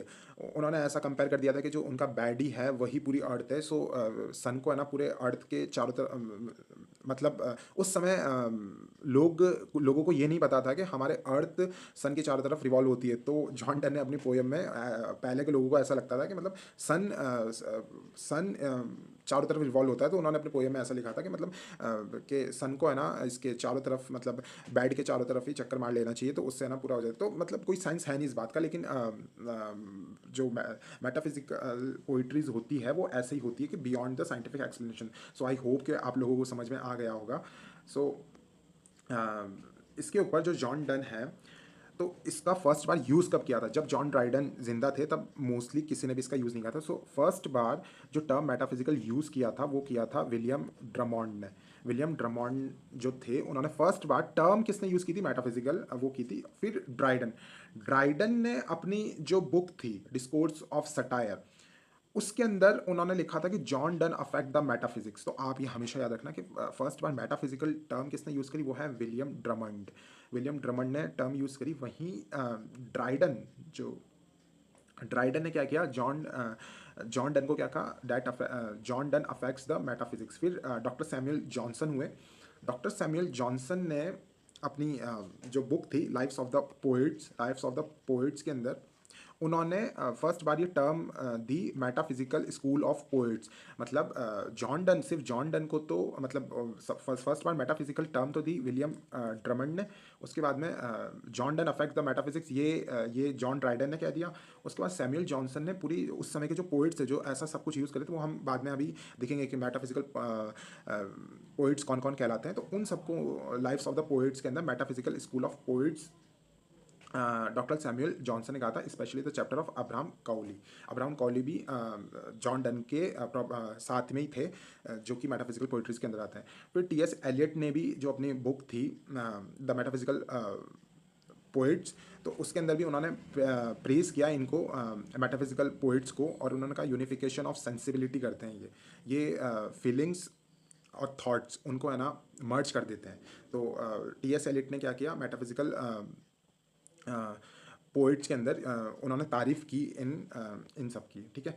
तो फिर इसमें साइलेंट फीचर्स क्या होता है मेटाफिजिकल पोइट्री की, तो साइलेंट फीचर्स होते हैं ये इंटेलेक्चुअल्स होती है, बहुत ज़्यादा इंटेलेक्चुअल होती है। लाइक इसमें ना आपको बहुत ज़्यादा इरेशनल थॉट्स एकदम मिलने को मिलेंगे आपको, beyond the earth, beyond this physical world, आपको इंटेलेक्चुअल कॉम्प्लेक्स थॉट्स आपको इसमें दिखेंगे। वहीं कंसीट्स का यूज़ होगा। अब कंसीट्स क्या होते हैं? कंसीट्स का मतलब होता है कोई भी दो इररेलेवेंट चीज़ों को आपस में रेलिवेंट दिखा देना। Like combination of dissimilar images extended offer fetched metaphors duns comparison of lovers। वही मैं बात कर रहा था कि जो डन है उन्होंने लैक्स को जो लवर्स के उसको कंपास से मतलब कंपैरिजन कर दिया। वैसे ऐसे इनके बीच में कंपेयर हो नहीं सकता, बट डन ने अपनी पोएम में कर दिया था। वहीं जो टोन होती है इनकी टोन, इन्होंने जो टोन जो एलिजाबेथन पीरियड में जो आर्टिफिशियल फ्लावरी वो उसको छोड़ के इन्होंने कॉलोक्यूल, कॉलोक्यूल मतलब जिससे हम जब कॉन्वर्जेशन में जो जैसे मैं अभी कॉन्वर्जेशन करने के लिए जैसे टोन यूज़ कर रहा हूँ, तो इन्होंने वैसे कॉलोक्यूल और स्पोकन लैंग्वेज रिदम्स का यूज़ किया था। ठीक है। इसमें विट, विट मतलब दिमाग, मतलब बहुत ज़्यादा इंटेलेक्चुअल, तो इसमें विट का यूज़ होता है। इसमें पैराडॉक्स का यूज़ होता है। लाइक स्टेटमेंट एक दूसरे के कॉन्ट्राडिक्ट करते हैं लेकिन वो एक स्टेटमेंट बन रहा है टोटल, तो उसे कहते हैं पैराडॉक्स। तो ये फिलोसॉफिकल और स्पिरिचुअल टॉपिक्स पे बहुत ज़्यादा फोकस करते थे। जैसे जॉन डन ने हॉली सोनेट्स लिखी थी, जहाँ पे ये है ना इन्होंने इन चीज़ों को स्पिरिचुअल वे को डिपिक्ट किया था, होली सोनेट्स। तो जॉन डन ने ये लिखा था। फिर इसमें थीमेटिक अप्रोच होता है। थीमेटिक मतलब लास्ट में जब जॉन डन है उसमें बहुत ज़्यादा एलिशियटली सेक्सुअल और रिलीजियस इमेजरीज को भी यूज़ किया गया था। तो नोटेबल फिगर्स, अब इसमें कौन कौन आता है इसमें, जैसे मैं कब से नाम ले रहा हूँ, जॉन डन तो आएंगे ही हैं। ये लीडर थे, सेंट ऑफ द स्कूल थे, इस स्कूल के जो सेंट थे वो थे जॉन डन। ठीक है। इन्होंने होली सोनेट्स लिखी थी, ये मैंने अभी आपको बता दिया। इनका एक और सॉन्ग्स एंड सोनेट्स भी है इनका, और Holy Sonnets, Holy Sonnets Songs and Sonnets, तो आप ये दो चीज़ तो याद रखना ही है। फिर आते हैं जॉर्ज हर्बर्ट पे। जॉर्ज हर्बर्ट ने जो पोएम्स लिखी, ये खुद एक पास्टर थे, मतलब ये रिलीजियस मेटाफिजिकल पोइट्रीज लिखते थे, क्योंकि ये खुद भी बहुत ज़्यादा इनका रिलीजियस बैकग्राउंड था। तो इन्होंने जो बुक्स जो लिखी थी वो लिखी थी Alt and Easter wings, Alt and the Easter wings. तो आप ये याद रखना, जॉर्ज हर्बर्ट रिलीजियस थे और अल्टार एंड ईस्टर विंग्स इन्होंने यूज़ की थी। वहीं एंड्रू मार्वेल, एंड्रू मार्वेल ने हमें ऊपर देखा भी था कि एंड्रू मार्वेल की तारीफ किसने की थी, तो एंड्रू मार्वेल की तारीफ की थी डॉक्टर सैमुअल जॉनसन ने। ठीक है। लाइफ ऑफ द पोइट्स में ठीक है। तो इन्होंने जो लिखी थी वो लिखी थी टू हिज कोए mistress on a drop of dew. तो आप ये याद रखना, टू हिज कोए मिस्ट्रेस, ये इंपॉर्टेंट है। तो वापस एक बार देख लें, जॉन डन ने तो लिखी थी सॉन्ग्स एंड सॉनेट्स और होली सॉनेट्स। ठीक है। हर्बर्ट ने लिखी थी Alt and Easter wings. Marvel ने लिखी थी टू हिज कोए masters mistress and on a drop of due. ठीक है। फिर वॉगन ने लिखी थी, इसमें वॉगन भी आते हैं। वॉगन का आप नाम याद रख लीजिए क्योंकि बहुत ज़्यादा नहीं तो बहुत ज़्यादा मगिंग करना पड़ जाएगा। और एक थे रिचर्ड क्लैशो। तो रिचर्ड क्लैशो का ये टेम्पल बहुत ज़्यादा इंपॉर्टेंट है, तो द टेम्पल याद रखना। रिचर्ड क्लैशो का क्या है? टेम्पल। और हेनरी वॉगन का, हेनरी वॉगन याद रख लेना। मार्वल है, हर्बर्ट है, जॉन डन है। ठीक है। इसमें एक अब्राहम कौली भी था, कौली भी थे, लाइक उनका नाम मैंने यहाँ मेंशन नहीं किया क्योंकि ज़्यादा मगिंग हो जाएगा। तो अब्राहम कौली भी इसमें रिनाउंड फिगर है। तो इसके क्वेश्चंस हम देख लेते हैं फटाफट। वो is widely considered the leader and saint of metaphysical school of poetry. तो लीडर कौन था? जॉन डन था। ठीक है। The term metaphysical in a literary context was the first applied to John Donne by whom. First बार metaphysical in a literary concept was firstly applied to John Donne. देखो अब इसमें है ना, ये कंफ्यूजिंग क्वेश्चन है। जो विलियम ड्रमंड है ना, उन्होंने सिर्फ मेटाफिजिकल बोला था, लेकिन जॉन डन को मेटाफिजिकल से कंपेयर किसने फर्स्ट पर किया था? वो ड्राइडन ने किया था। ठीक है। ठीक है। उन्होंने बोला था John Donne affects the metaphysics, तो जॉन ड्राइडन है इसमें। In which of his works did doctor Samuel Johnson coins the term. तो अभी तो हमने इतनी बार इसको देख लिया। तो डॉक्टर सैमुअल जॉनसन ने लिखा था lives of the most eminent English poets. आप एक बार देख लीजिए। ठीक है। इसमें इन्होंने किसकी तारीफ की थी, अगर आपको याद है तो? अगर आपको याद है तो आप प्लीज़ कमेंट कीजिए नीचे। ठीक है। What is a metaphysical conceit. तो कंसीट क्या होता है? मैंने बताया कि दो बहुत ज़्यादा इररेलेवेंट चीज़ों को एक साथ मिटा देना, या एक्सटेंडेड मेटाफर को या डिसिमिलर इमेजेस को एक साथ दिखा देना, और बोल्ड होती है तो ये बी ऑप्शन। ठीक है। Which poet famously compare two lovers through the lacks of metaphysical compares. ये मैं शुरुआत से कह रहा हूँ, जॉन डन। ठीक है। Which critic praise the metaphysical poetry for the unification of sensibility. Unification of sensibility use term किसने की थी? टी एस एलियट ने। ठीक है। The primary theme of metaphysical poetry generally falls into which two categories, ठीक है ना। तो प्राइमरी थीम इनकी जो होती थी लव एंड रिलीजन, ठीक है। ऊपर कैरेक्टरिस्टिक्स में हमने पढ़ा था लव एंड रिलीजन इनकी पॉलिटिक्स होती थी, ये हमेशा लव एंड रिलीजन पे फोकस करते थे, ठीक है। Which metaphysical poet is known for pattern poems like the Altar and the Easter Wings. बहुत सिंपल, ये मैंने बोला था कि ये इंपॉर्टेंट पोइम्स है, याद कर लेना। तो इसका क्या होगा, जॉर्ज हर्बर्ट, ये रिलीजियस थे, तो the Altar and the Easter Wings, ठीक है। What does the term discordia concors coined by doctor Johnson means. तो ये आप याद कीजिए, ये हमने पहले नहीं पढ़ा, ये इंपॉर्टेंट क्वेश्चन है जो कि हमने पहले इसको देखा नहीं, तो ये आप इंपॉर्टेंट कर लेना। तो ये जो टर्म डॉक्टर जॉनसन ने डिस्कॉर्डिया कॉन्कॉर्ड्स ये जो बोला है, ये किसको बोला, the combination of dissimilar images. तो इसको हम कंसीट भी कहते हैं, लेकिन डॉक्टर सैमुअल जॉनसन ने इसको क्या कहा था, तो कंसीट से कॉन्कॉर्ड्स याद रख लेना, मतलब कुछ आप ढूंढ लेना ताकि आपको बस एग्जाम में आप करके आ जाओ, बस कैसे भी करके आप एग्जाम में करके आ जाओ। तो डिस्कॉर्ड या कॉन्कॉर्ड्स, ठीक है। The metaphysical movement reach its peak in which century. तो मैंने बोला था इसका कोई मतलब पर्टिकुलर हमें टाइम पीरियड एग्जैक्टली नहीं पता, लेकिन मैंने बोला था 17th सेंचुरी, ये फर्स्ट ही हमने स्टार्टिंग इससे की थी। Which metaphysical poet was a secretary to John Milton. John Milton का ये आप इंपॉर्टेंट करना, जॉन मिल्टन के सेक्रेटरी कौन थे। तो जॉन मिल्टन के आप याद रखना एंड्रू मार्वल, यानी सेक्रेटरी बनना तो बहुत मार्वलस एक्ट है, तो आप ऐसे याद कर लेना कि जॉन डन के सेक्रेटरी कौन थे, Andrew Marvell. Which of these is not a characteristic future of metaphysical poetry. Like colloquial होती है, लाइक ये कॉलोकियल होती है, तो ये ऑप्शन है नहीं। इंटेलेक्चुअल रहेगा तो इंटेलेक्चुअल होती है, तो ये ऑप्शन है नहीं, ठीक है। कॉम्प्लेक्स, हाँ ये भी नहीं है। तो सिंपल तो होती नहीं है, बहुत इंटेलेक्चुअल होती है, विट्टी होती है, कॉम्प्लेक्स होती है, सो ये वाला ऑप्शन सही हो जाएगा, C. What is mean by the abrupt opening often found in metaphysical poetry. तो aggressive sudden start to the poem. Abrupt opening मतलब एकदम ही, मतलब लाइक जो पुरानी जो एलिजाबेथन पीरियड में जो पोइट्रीज होती थी वो बहुत साइलेंटली स्टार्ट होती थी, लेकिन अब जो मेटाफिजिकल पोइट्री थी वो अब्रप्ट एकदम एग्रेसिव और सडन स्टार्ट होती है। तो लाइक बी ऑप्शन, ठीक है। विट मेटाफिजिकल पोइट रोट साइलेक्स सेंटिलेंस। तो ये चीज़ मैंने आपसे छुड़वाई थी कि याद मत कीजिए, लेकिन अगर आपको याद होता है तो आप याद कर लीजिए कि ये किसने लिखी थी, एस एस किसने लिखा था, वॉगन। तो एक वॉगन इंग्लैंड में खिलाड़ी थे, क्रिकेटर थे, तो याद रख लेना कि मतलब वॉगन मतलब एस एस के बैट से खेल रहे हैं, तो वॉगन किससे खेल रहे हैं, एस एस के बैट से खेल रहे हैं, ठीक है। तो what is a paradox in the context of metaphysical poetry. Context क्या होता है, मतलब मैंने शुरुआत से बताया था कि कॉन्ट्राडिक्ट होते हैं लेकिन ट्रुथ बता देते हैं। तो पैराडॉक्स होता है क्या, पैराडॉक्स में हम दो ऐसे सेंटेंस बोलेंगे जो एक दूसरे के बहुत कॉन्ट्राडिक्ट है, लेकिन वो एक ट्रुथ को बता देंगे, ठीक है। हम इस पर एक डिटेल वीडियो बना लेंगे कि व्हाट इज़ पैराडॉक्स, क्योंकि अभी बहुत बड़ी वीडियो वैसे भी हो चुकी है, तो मैं किसी दिन और अच्छे से एग्जांपल देके मैं इसको एक्सप्लेन कर दूंगा।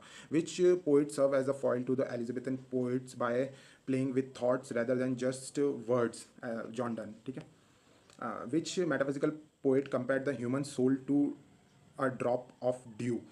तो याद कर लेना, ये इंपॉर्टेंट है। लाइक कंपास को तो जॉन डन, कंपास आए तो जॉन डन, और ह्यूमन सोल को ड्रॉप ऑफ ड्यू, ओस की बूंद, तो उससे किसने कंपेयर किया था, मार्वल ने, मतलब ओस की बूंद से। और एंड्रू मार्वल वही है जो मिल्टन के सेक्रेटरी भी थे, ठीक है ना। तो इसको ऐसे याद कर लेना कि ओस, या फिर ऐसा कुछ याद कर लेना कि ओस तो बड़ी मार्वलस होती है, तो मार्वल, ठीक है। Why did the metaphysical poets use terms from science, astronomy, alchemy, ठीक है। तो ये चीज़ यूज़ क्यों करते थे, to display their vast unconventional learning, ठीक है। लाइक वो आउट ऑफ बॉक्स सोचते थे, तो अनकन्वेंशनल कुछ सोचते थे, इसलिए उसको डिपिक्ट करने के लिए मेटाफिजिकल ये सब यूज़ करते थे, ठीक है। वो एंशियंट ग्रीक को इमिटेट नहीं करते थे, ठीक है। अगस्तानीस तो उसके बाद में ही, तो मतलब वो तो नहीं होगा, बिकॉज प्रोफेशनल साइंटिस्ट तो कोई भी नहीं था उनमें से। लाइक यूनिवर्सिटी विट्स थे जो कि ऑक्सफोर्ड और कैम्ब्रिज से पास आउट थे, लेकिन ये जो लोग थे इनका मतलब हमें कॉलेज यूनिवर्सिटी कुछ नहीं पता, तो ये अनकन्वेंशनल लर्निंग को शो करने के लिए ये कर सब कुछ होते थे। वो is identify as the only Puritan among the metaphysical poets. तो एंड्रू मार्वल, क्योंकि एंड्रू देखो, प्यूरिटन कौन थे, प्यूरिटन के सबसे जो मेन जो लीडर थे वो थे मिल्टन, ठीक है, याद रखना कौन थे, मिल्टन थे। तो मिल्टन का सेक्रेटरी कौन था, मार्वल था, ठीक है। मिल्टन के सेक्रेटरी कौन थे, मिस्टर मार्वल थे। तो मार्वल प्यूरिटन में रहेंगे, है ना, जहाँ पे बॉस रहेंगे वहाँ पे सेक्रेटरी रहेंगे, तो मतलब एंड्रू मार्वल इसका ऐसे। वो is the common traits of wit as defined in the context of this movement. तो मतलब कॉमन ट्रेट ऑफ विट क्या था, तो क्या था, मतलब जो मेटाफिजिकल पोइट्री थी वो क्या थी, कॉम्प्लेक्स थी, इन्वेंटिव कनेक्शन, मतलब कोई कनेक्ट हो नहीं रहा लेकिन उसको रूरल इमेजरी को दिखाती नहीं थी, ठीक है। क्लासिकल रूल्स को तो बिल्कुल फॉलो नहीं करते थे, ठीक है। सीरियस तो कभी थे ही नहीं, तो कॉम्प्लेक्स थे, इंटरनेट, तो इसका बी आंसर है। सो बहुत बड़ी वीडियो हो गई। If you like the content please subscribe the channel, like the video. See you in the next class. Take care, bye. Hello everyone, welcome back to my channel the fellowship of the pen. So आज जो हमारा topic रहेगा वो रहेगा Victorian age. तो Victorian age 1837 से लेके 1901 तक रही, और ये एक प्रोफाउंड ट्रांजिशन है मार्क बाय इंडस्ट्रियल ग्रोथ। यहाँ पे इंडस्ट्रियल रेवोल्यूशन हो चुका था और इंडस्ट्रियल ग्रोथ लाइक लोग सिटीज़ में आने लग गए थे। और ये एक यहाँ पे 1859 में डार्विन ने अपनी बुक भी लिख दी थी, ठीक है। तो ये एक क्लैश भी है फेथ और साइंटिफिक एडवांसमेंट के बीच में, ठीक है ना। लाइक लोग थोड़े से स्केप्टिक होने लग गए थे और लोग एक टसल में थे कि लाइक रिलीजन सही है या फिर साइंस सही है। साइंस वर्सेस फेथ की यहाँ पे एक टसल दिखने को मिली थी। सो ये जो कि विक्टोरियन कॉन्सेप्ट्स है इसमें आ जाता है, कॉन्फ्लिक्ट था साइंस वर्सेस रिलीजन में, क्योंकि डार्विन की जो बुक थी 1859 में ओरिजिन ऑफ स्पीसीज पब्लिश हो गई थी। और जो द नॉवल, इसमें जो मेन जो नॉवेल्स है वो डोमिनेंट फॉर्म ऑफ लिटरेचर रही, जैसे डिकिन की, एलियट की और हार्डी की यहाँ पे नॉवेल्स बहुत ज़्यादा लिखी गई। पोइट्री भी यहाँ पे लिखी गई, लेकिन पोइट्री मॉरल पर्पस के पीछे लिखी गई, जैसे टेनिसन और ब्राउनिंग और आर्नोल्ड मेन राइटर्स थे। और यहाँ पे ड्रामेटिक मोनोलॉग का यूज़ हुआ, ठीक है। क्या यूज़ हुआ यहाँ पे? ड्रामेटिक मोनोलॉग का यहाँ बहुत ज़्यादा यूज़ हुआ, लिरिसिज्म का यूज़ हुआ और मॉरल पर्पस के लिए पोइट्रीज लिखी गई है, ठीक है। यहाँ सोशल रियलिज्म को दिखाया गया, लिटरेचर रिफ्लेक्टेड। लाइक पहले क्या होता था, जो ये वर्क्स होते थे पोइट्रीज या फिर नॉवेल्स, ये क्या करते थे, बहुत ज़्यादा मतलब एक फैंटेसी और या फिर एक मतलब सोसाइटी को बहुत अच्छी तरीके से दिखाते थे। वहीं ये जो और अपर क्लास ऑफ सोसाइटी को दिखाया जाता था, जैसे किंग की स्टोरी हो गई या फिर कोई बहुत अमीर आदमी है तो उसकी स्टोरी, ठीक है ना, नाइट की स्टोरी हो गई। पर यहाँ पे सोशल रियलिज्म में क्या हुआ, लाइफ, पॉवर्टी, स्ट्रगल, जो जो लो क्लास पीपल थे, लाइक जो गरीब थे, पुअर क्लास को, मिडिल क्लास को भी यहाँ दिखाया गया था। और एग्जैक्टली दिखाया life, poverty, struggle of industrial class को यहाँ दिखाया गया। यहाँ पे Pre Raphaelite Brotherhood, art for art sake भी यहीं पे रहा और एस्थेटिक मूवमेंट भी इसका एक पार्ट है, ठीक है। तो हम क्वेश्चन देख लेते हैं। Queen Victoria succeed to the throne after which monarch. तो किस मोनार्च के बाद में क्वीन विक्टोरिया थ्रोन पे आई? तो विलियम फोर्थ के बाद आई। तो आप याद रखना, विलियम फोर्थ के बाद में क्वीन विक्टोरिया 1837 के अंदर थ्रोन पे आई थी, ठीक है ना। उनके अंकल की डेथ थी किंग विलियम फोर की, ठीक है। Second, the Victorian age is often called the age of compromise, because age of compromise क्यों कहते हैं इसे? क्योंकि यहाँ पे ना बैलेंस ढूंढ रहे थे लोग बिटवीन साइंस एंड फेथ। तो ऑप्शन नंबर ए हो जाएगा, ठीक है। क्वेश्चन नंबर 3, व्हाट वो is the most representative poet of Victorian age. Victorian age का सबसे ज्यादा रिप्रेजेंटेटिव पोइट कौन थे? तो वो थे Alfred Lord Tennyson. Alfred Lord Tennyson, ठीक है ना, अल्फ्रेड याद रखना, ठीक है। और इन्होंने बहुत ज्यादा डाउट के ऊपर लिखा कि फेथ सही है या फिर साइंस सही है, तो उन्होंने उस डाउट को बताया जो कि विक्टोरियन एज वाले गो थ्रू हो रहे थे। Question number 4, which theory challenge religious beliefs about creationism.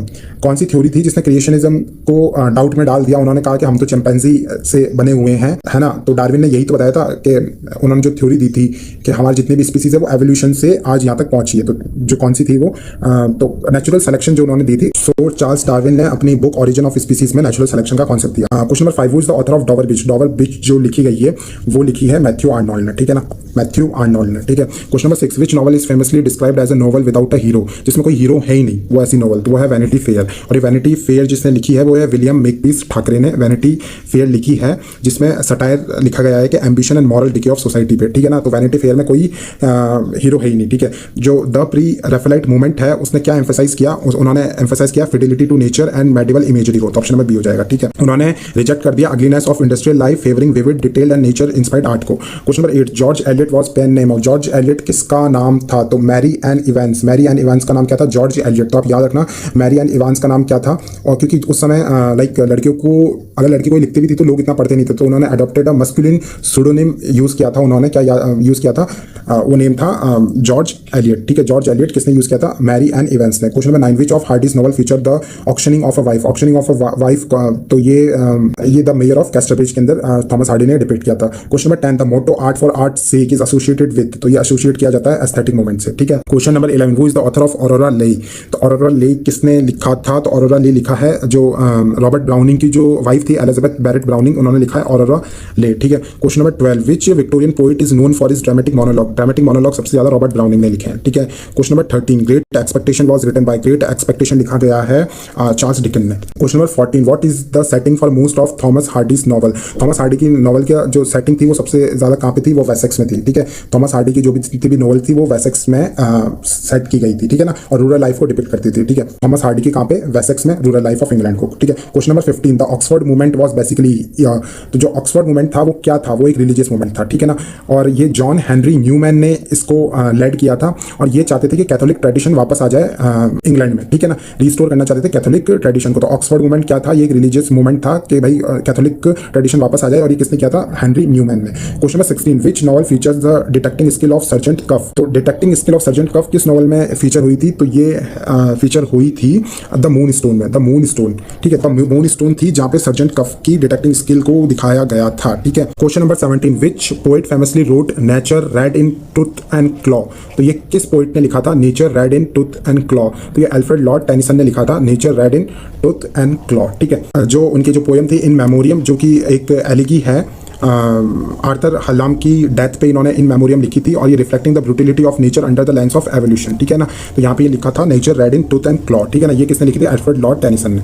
अब O to be in England now that April's there is a line by, ये लाइन किसने लिखी थी, ये रॉबर्ट ब्राउनिंग ने लिखी थी। O to be in England now that April's there is a line by, तो जो एक विक्टोरियन एज के अंदर लोगों को, क्योंकि लोग ज़्यादा बाहर रहते थे, तो एक होम लैंड के लिए लाइक एक नॉस्टैल्जिया होता था उन्हें, ठीक है, और लॉन्गिंग फॉर अ होमलैंड को दिखाने के लिए रॉबर्ट ब्राउनिंग ने ये लाइन लिखी थी, O to be in England now that April's there is a line by Robert Browning ने लिखी थी। और nature red in tooth and claw by Alfred Tennyson. किस ब्रॉन्टे सिस्टर ने वुथरिंग हाइट्स लिखी थी, तो हमें ये पता है वुथरिंग हाइट्स लिखी थी एमिली ब्रॉन्टे ने, ठीक है ना। Question number 20, the Victorian age is characterised by, जो विक्टोरियन एज है वो characterised by economic progress and moral decay, ठीक है ना। तो ऑप्शन में बी हो जाएगा कि यहाँ पे इकोनॉमिक प्रोग्रेस तो हुआ था लेकिन मॉरलिटी डिके होने स्टार्ट हो गई थी, क्योंकि वाइड पॉवर्टी थी और शिफ्ट इन सोशल वैल्यूज, ठीक है। Question number 21, which poet was appointed as poet laureate after Wordsworth. Wordsworth के बाद में कौन पोइट लॉरिएट बना, ठीक है ना, तो वो बने थे अल्फ्रेड लॉर्ड टेनिसन। वही विक्टोरियन एज के सबसे प्रोपाउंड पोइट है, तो अल्फ्रेड टेनिसन ही पोइट लॉरिएट बने थे इसके बाद में, ठीक है ना। और उन्होंने 40 ईयर्स तक ये पोइट लॉरिएट की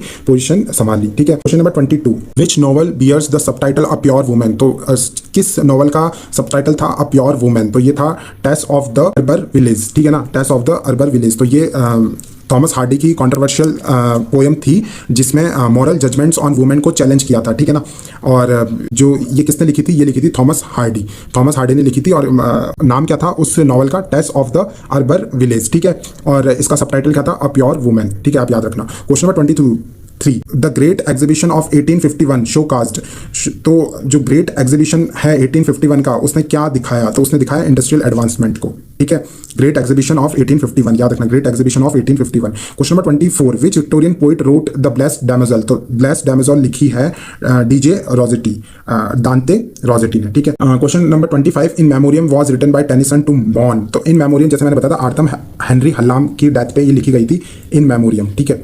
और ये किसने लिखी थी, अल्फ्रेड लॉर्ड टेनिसन, ठीक है। Question number 26, which Victorian essayist road on heroes hero worship, ठीक है। ये जो ऐसे है ऑन हीरोज हीरो वर्शिप, ये किसने लिखा था, ये थॉमस कार्लाइल ने लिखा था, आप याद रखना। ऑन हीरोज हीरो वर्शिप किसने लिखा था, थॉमस कार्लाइल ने लिखा था, ठीक है। Question number 27, the Victorian novel is best described as. जो विक्टोरियन नॉवल्स होती है उसे हम बेस्ट डिस्क्राइब कैसे कर सकते हैं, ये रियलिस्टिक, हाँ ये रियलिस्टिक थी, ठीक है, फैंटेस्टिकल नहीं थी, लिरिकल नहीं थी और शॉर्ट भी नहीं थी। तो it focused on complex social psychological and domestic realities of middle class को दिखाती थी और रियलिस्टिक थी, ठीक है। Question number 28, which author is known for condition of England novels. कौन सा ऑथर है जो कि नोन जाना जाता था कंडीशन ऑफ इंग्लैंड नॉवल्स के लिए, ठीक है ना। तो वो थे एलिजाबेथ गैस्केल, ठीक है, एलिजाबेथ गैस्केल थे, उन्हें क्या कहते थे, कंडीशन ऑफ इंग्लैंड, ठीक है। जो गैस्केल्स की north and south addresses the conflict between industrial masters and worker, ये दिखाते थे कि जो वर्कर थे उनके बीच में और जो मास्टर थे उनके बीच में जो टसल होती थी, उनके बीच में जो कॉन्फ्लिक्ट था उसको कौन दिखाते थे, एलिजाबेथ गैस्केल दिखाते थे, कंडीशन ऑफ इंग्लैंड कहा जाता था उनको। Question number 29, modernist movements like aestheticism वर ए रिएक्शन अगेंस्ट। जो ये एस्थेटिसिज्म है ये किसके अगेंस्ट आए थे, ये तो ये विक्टोरियन मॉरलिटी के अगेंस्ट आए थे, ठीक है ना, क्योंकि विक्टोरियन मॉरलिटी धीरे धीरे डिमिनिश हो रही थी, ठीक है, और बहुत ज्यादा स्ट्रिक्ट थी सोसाइटी उस समय, तो उस स्ट्रिक्टनेस के अगेंस्ट आया था ये, ठीक है। Question number 30, which is not a defining characteristic of Victorian literature. Victorian literature का कौन सा डिफाइनिंग कैरेक्टरिस्टिक नहीं है इसमें से, फोकस ऑन मॉरलिटी। तो हाँ, फोकस ऑन मॉरलिटी तो करते ही थे, आइडियलिज्म दिखाते थे, स्ट्रीम ऑफ कॉन्शियसनेस आया था मॉडर्निज्म में, तो ये ऑप्शन करेक्ट हो जाएगा। और रियलिज्म को दिखाते थे, ये देखो, तो विक्टोरियन एज जो थी वो रियलिज्म को दिखाती थी, ठीक है, आइडियलिज्म को दिखाती थी और फोकस ऑन मॉरलिटी करती थी, ठीक है ना। मैंने आपको 30 क्वेश्चन करवा दिए हैं, और अगर आप अभी तक देख रहे हैं तो please subscribe my channel and like this video. आप मुझे कमेंट्स में बता सकते हैं कि अगली वीडियो आपको किस टॉपिक पे चाहिए। और ये जो मैंने क्वेश्चंस भी बनाए हैं ये मैंने प्रीवियस ईयर जो आरपीएससी के एग्जाम जैसा आरपीएससी क्वेश्चंस पूछता है उसके बेसिस पे बनाए हैं। So hope you like this content and इसमें से आपके क्वेश्चंस एग्जाम में फंसेंगे, ठीक है। Thank you so much, bye. Hello everyone, welcome back to my channel the fellowship of the pen. So आज हमारा जो टॉपिक रहेगा वो रहेगा मॉडर्न पीरियड, जो कि 1901 से लेकर 1945 या 65 तक चला है। और हम इसके आज क्वेश्चंस करेंगे। जिन्होंने भी इंग्लिश लिटरेचर ले रखा है तो उनके लिए ये मोस्ट इंपॉर्टेंट टॉपिक है in the competitive exams for NVS, for KVS, ठीक है, और खास करके RPSC first grade and second grade, जहाँ पे ये टॉपिक दे रखा है। सो हम इस पर क्वेश्चन करेंगे। Let start. तो फर्स्ट क्वेश्चन है, वो coin the term modernist slogan, like किसने मेक इट न्यू जो स्लोगन है, modern slogan make it new, वो किसने दिया है? तो एजरा पाउंड जी ने दिया है। एजरा पाउंड थे, वो प्रोपाउंडर थे इमेजिज्म के, है ना। ये जो इमेजिज्म जो एक मूवमेंट चला था उसके प्रोपाउंडर भी एजरा पाउंड ही थे। और ये इन्होंने अर्ज किया कि कुछ नया बनाओ, लाइक विक्टोरियन जो सेंटिमेंटलिटी थी, विक्टोरियन के अंदर जो रिजिडनेस थी, उसको छोड़ के अब आप कुछ लाइक सोसाइटी और लिटरेचर में कुछ सब्जेक्टिविटी लाओ, इंडिविजुअलिज्म लाओ, डिसइल्यूजनमेंट लाओ। तो वही इन्होंने मेक इट न्यू का इनका मतलब था, ठीक है। Question number 2, which technique mirror the natural disjointed flow of human thought. तो disjointed flow of human thought stream of consciousness होता है। ये इसके propounder Virginia Woolf and James Joyce थे। वर्जीनिया वुल्फ का मिसेस डैलोवे बहुत अच्छा वर्क था स्ट्रीम ऑफ कॉन्शियसनेस को लेके। और ये स्ट्रीम ऑफ कॉन्शियसनेस होता है क्या है, जब हम ऑस्ट्रेलिया में चले जाते हैं, हम बैठे बैठे खो जाते हैं अपने ख्यालों में, तो बहुत डिसजॉइंटेड थॉट्स होते हैं। हम एक सेकंड में हम 10 साल पहले सोचते रहते हैं और दूसरे सेकंड में हम 15 साल पीछे चले जाते हैं और उसके एक सेकंड बाद हम वापस 2 साल पहले आ जाते हैं। तो बहुत डिसजॉइंटेड थॉट्स होते हैं, ठीक है। Question number 3, what historical event is considered the greatest catalyst for modernist disillusionment. तो वर्ल्ड वॉर 1 के बाद में ये मोमेंट आया था और यही एक ग्रेटेस्ट कैटलिस्ट है इस मॉडर्निस्ट डिसइल्यूजनमेंट का, ठीक है। जहाँ पे लोगों को पहले बिलीव था कि रिलीजन पे बिलीव था, स्टेबिलिटी पे बिलीव था, मॉरलिटी पे बिलीव था, उसके बाद में वर्ल्ड वॉर 1 के बाद में वो स्टेबिलिटी पूरी चली गई, ठीक है। और जिसे कहते हैं modernist crisis. Question number 4, T S. Eliot's the Waste Land is a symbol of. T S. Eliot की जो वेस्टलैंड है वो किस चीज़ की सिंबल है? तो पोस्ट वॉर स्पिरिचुअल एम्प्टीनेस की को सिंबल करती है वो, कि वॉर के बाद में जो स्पिरिचुअल एम्प्टीनेस हो गई उसे सिंबल करता है।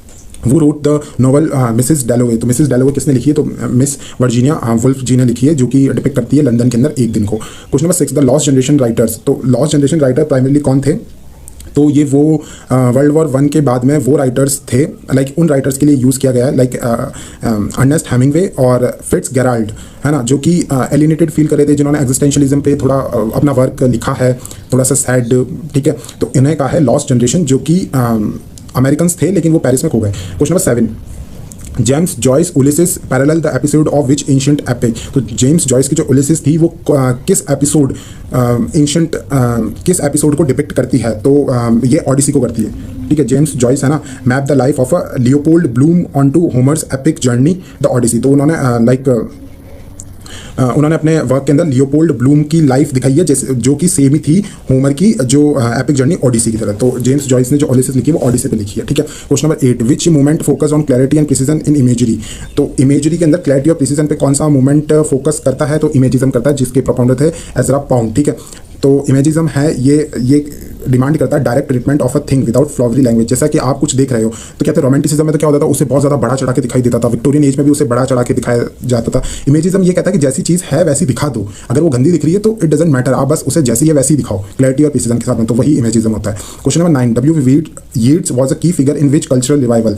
तो W.B. यीट्स थे वो आयरिश लिटरेरी रिवाइवल के अंदर बहुत की फिगर थे, ठीक है। और उन्होंने re-establish a national Irish identity through a folklore and literature. तो वहाँ का जो आयरिश फोकलोर और लिटरेचर से उन्होंने आयरिश आइडेंटिटी को वापस रीस्टैब्लिश किया, ठीक है। तो question number 10, modernist literature often present time and space as. So ये मॉडर्न लिटरेचर के जो लोग होते थे ये टाइम और स्पेस को कैसे दिखाते थे? लीनियर एंड फिक्स नहीं दिखाते थे, फ्रैगमेंटेड एंड डिसजॉइंटेड। हाँ, फ्रैगमेंटेड और डिसजॉइंटेड ही ये लोग दिखाते थे। तो ऑप्शन नंबर बी हो जाएगा कि ये लोग ये सोचते थे कि एक सिंपल लाइक ये अपने जो वर्क भी लिखते थे तो वहाँ पे एक लीनियर टाइम को नहीं दिखाते थे, ठीक है। ये टाइम को ब्रोक करते थे, जिससे पता चलता है, जो कि सब्जेक्टिविटी को दिखाती थी ह्यूमन मेमोरी की, ठीक है। Question number 11, which thinker deeply influenced modernist exploration of the unconsciousness. तो अनकॉन्शियसनेस के बारे में किसने लिखा? तो सिगमंड फ्राइड ने लिखा, ठीक है। Question number 12, the use of an unreliable narrator is a hallmark of. Like unreliable narrator का यूज करना, और ये हॉलमार्क किसका था? तो ये था मॉडर्निज्म का, ठीक है। तो ये मॉडर्निज्म का हॉलमार्क था, ठीक है। क्योंकि मॉडर्निज्म वाले जो थे वो रियलिटी को क्वेश्चन करते थे और जो रीडर थे उनको एक डाउट में डालते थे, है ना, और नैरेटर के पर्सपेक्टिव पे भी वो डाउट करवा देते थे, ठीक है। Question number 13, which of the following is not a characteristics of modernism. तो मॉडर्निज्म में फ्रैगमेंटेशन होता था, एब्सोल्यूट ट्रुथ नहीं होता था। तो ऑप्शन नंबर बी हो जाएगा, सब्जेक्टिविटी होती थी, आयरनी होती थी। मॉडर्निज्म साफ कहते थे कि एब्सोल्यूट ट्रुथ कुछ होता नहीं है, वो अनरिलायबल नैरेटर को प्रोपाउंड करते थे और वो सीधा कहते थे कि there is no truth in this world. हम सब ट्रुथ को हम परसीव अलग अलग करते हैं और ये बहुत सब्जेक्टिव और मल्टी फेसेटेड है। Question number 14, who wrote a Portrait of the artist as a young Man. तो ये जेम्स जॉयस ने लिखा है, ये भी एक स्ट्रीम ऑफ कॉन्शियसनेस वाला वर्क है और ये ऑटोबायोग्राफिकल नॉवल है using Joyce complex modernist style को, तो portrait of the artist as a young man, ठीक है, James Joyce. Question 15, what was the primary focus of Harlem Renaissance, तो हार्लेम रेनेसा का प्राइमरी फोकस क्या था? A European landscape, B African American culture and perspective, C Greek mythology, D industrial efficiency. So Harlem Renaissance का primary focus था African American culture and perspective पे, ठीक है। Question number 16, which of these is a famous stream of consciousness novel, तो pride and prejudice नहीं थी, Mrs डॉलेवे हाँ यही थी, ठीक है। और question number 17, modernist poets often rejected, जो मॉडर्न पोइट्स थे वो क्या रिजेक्ट करते थे? वो फ्री वर्ड्स तो लिखते ही थे, ट्रेडिशनल राइम, हाँ ट्रेडिशनल राइमेटर को उन्होंने छोड़ दिया था, इमेजिज्म का यूज करते थे, सिंबलिज्म का यूज करते थे। Question number 18, which writer is known for exploring sexuality and instinct life, तो कौन से राइटर थे जिन्होंने सेक्सुअलिटी और इंस्टिंक्चुअल लाइफ को एक्सप्लोर किया? तो वो थे D.H. लॉरेंस, ठीक है। ये भी थोड़े साइकोलॉजिस्ट राइटर थे जो कि raw nature of human relationship, इन्होंने जो नॉवल भी लिखा वो लिखा लेडी चैटरलीज लवर, तो ये सेक्सुअलिटी पे इंस्टिंक्चुअल लाइफ पे लिखते थे, लेडी चैटरलीज लवर, ठीक है। Question number 19, what does the fragmentation in modernist literature reflect, जो फ्रेगमेंटेशन होता है, फ्रेगमेंटेशन मतलब होता है आप जब नॉवल लिख रहे हो तो आप एक लाइक A to Z नहीं जा रहे, आप A to O चले गए, फिर O से P चले गए, लाइक आप एक बीच में ब्रेक लगा के आप ब्रेक डाउन कर दिया आपने, ठीक है। तो ऑप्शन नंबर बी हो जाएगा the breakdown of traditional societal values, ठीक है।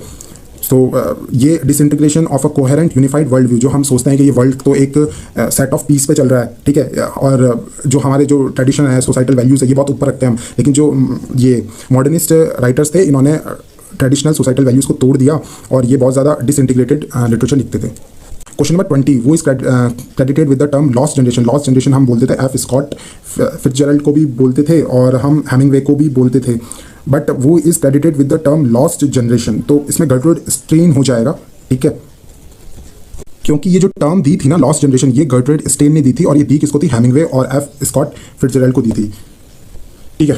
Question number 21, modernist literature is often described as, तो ये किस तरीके से डिस्क्राइब किए जाते थे? तो ये डिस्क्राइब किए जाते थे डिटैच्ड एंड ऑब्जेक्टिव, ठीक है। Question number 22, the Bloomsbury group was an influential circle of the, जो ब्लूम्सबरी ग्रुप था वो एक सर्किल इन्फ्लुएंशियल सर्किल था modernist intellectual in London, London में जो मॉडर्निस्ट इंटेलेक्चुअल था उनका जो ग्रुप था वो था ब्लूम्सबरी ग्रुप, ठीक है, याद रखना, ठीक है। और इसमें ना वर्जीनिया वुल्फ आ जाती है, जॉन मैनार्ड केनीज आ जाते हैं, a powerhouse of intellectual modernism का, ठीक है, Bloomsbury group. Question number 23, which poet is noted for his use of complex symbolism and Celtic mythology, तो सेल्टिक माइथोलॉजी मतलब आयरिश तो एक ही थे, W.E. येट्स, ठीक है। Question number 24, things fall apart the centre can not hold is a famous line by, things fall apart the centre can not hold, ये जो लाइन है ये W.B. येट्स ने लिखी थी और ये इनका जो वर्क था the second coming, reflecting the fear of anarchy following world war 1 के बाद में, है ना। तो the things fall apart the centre can not hold, ये W.B. येट्स की थी the second coming. Question number 25, modernism emphasise, जो मॉडर्निज्म होता है वो किसे एम्फेसाइज करता है?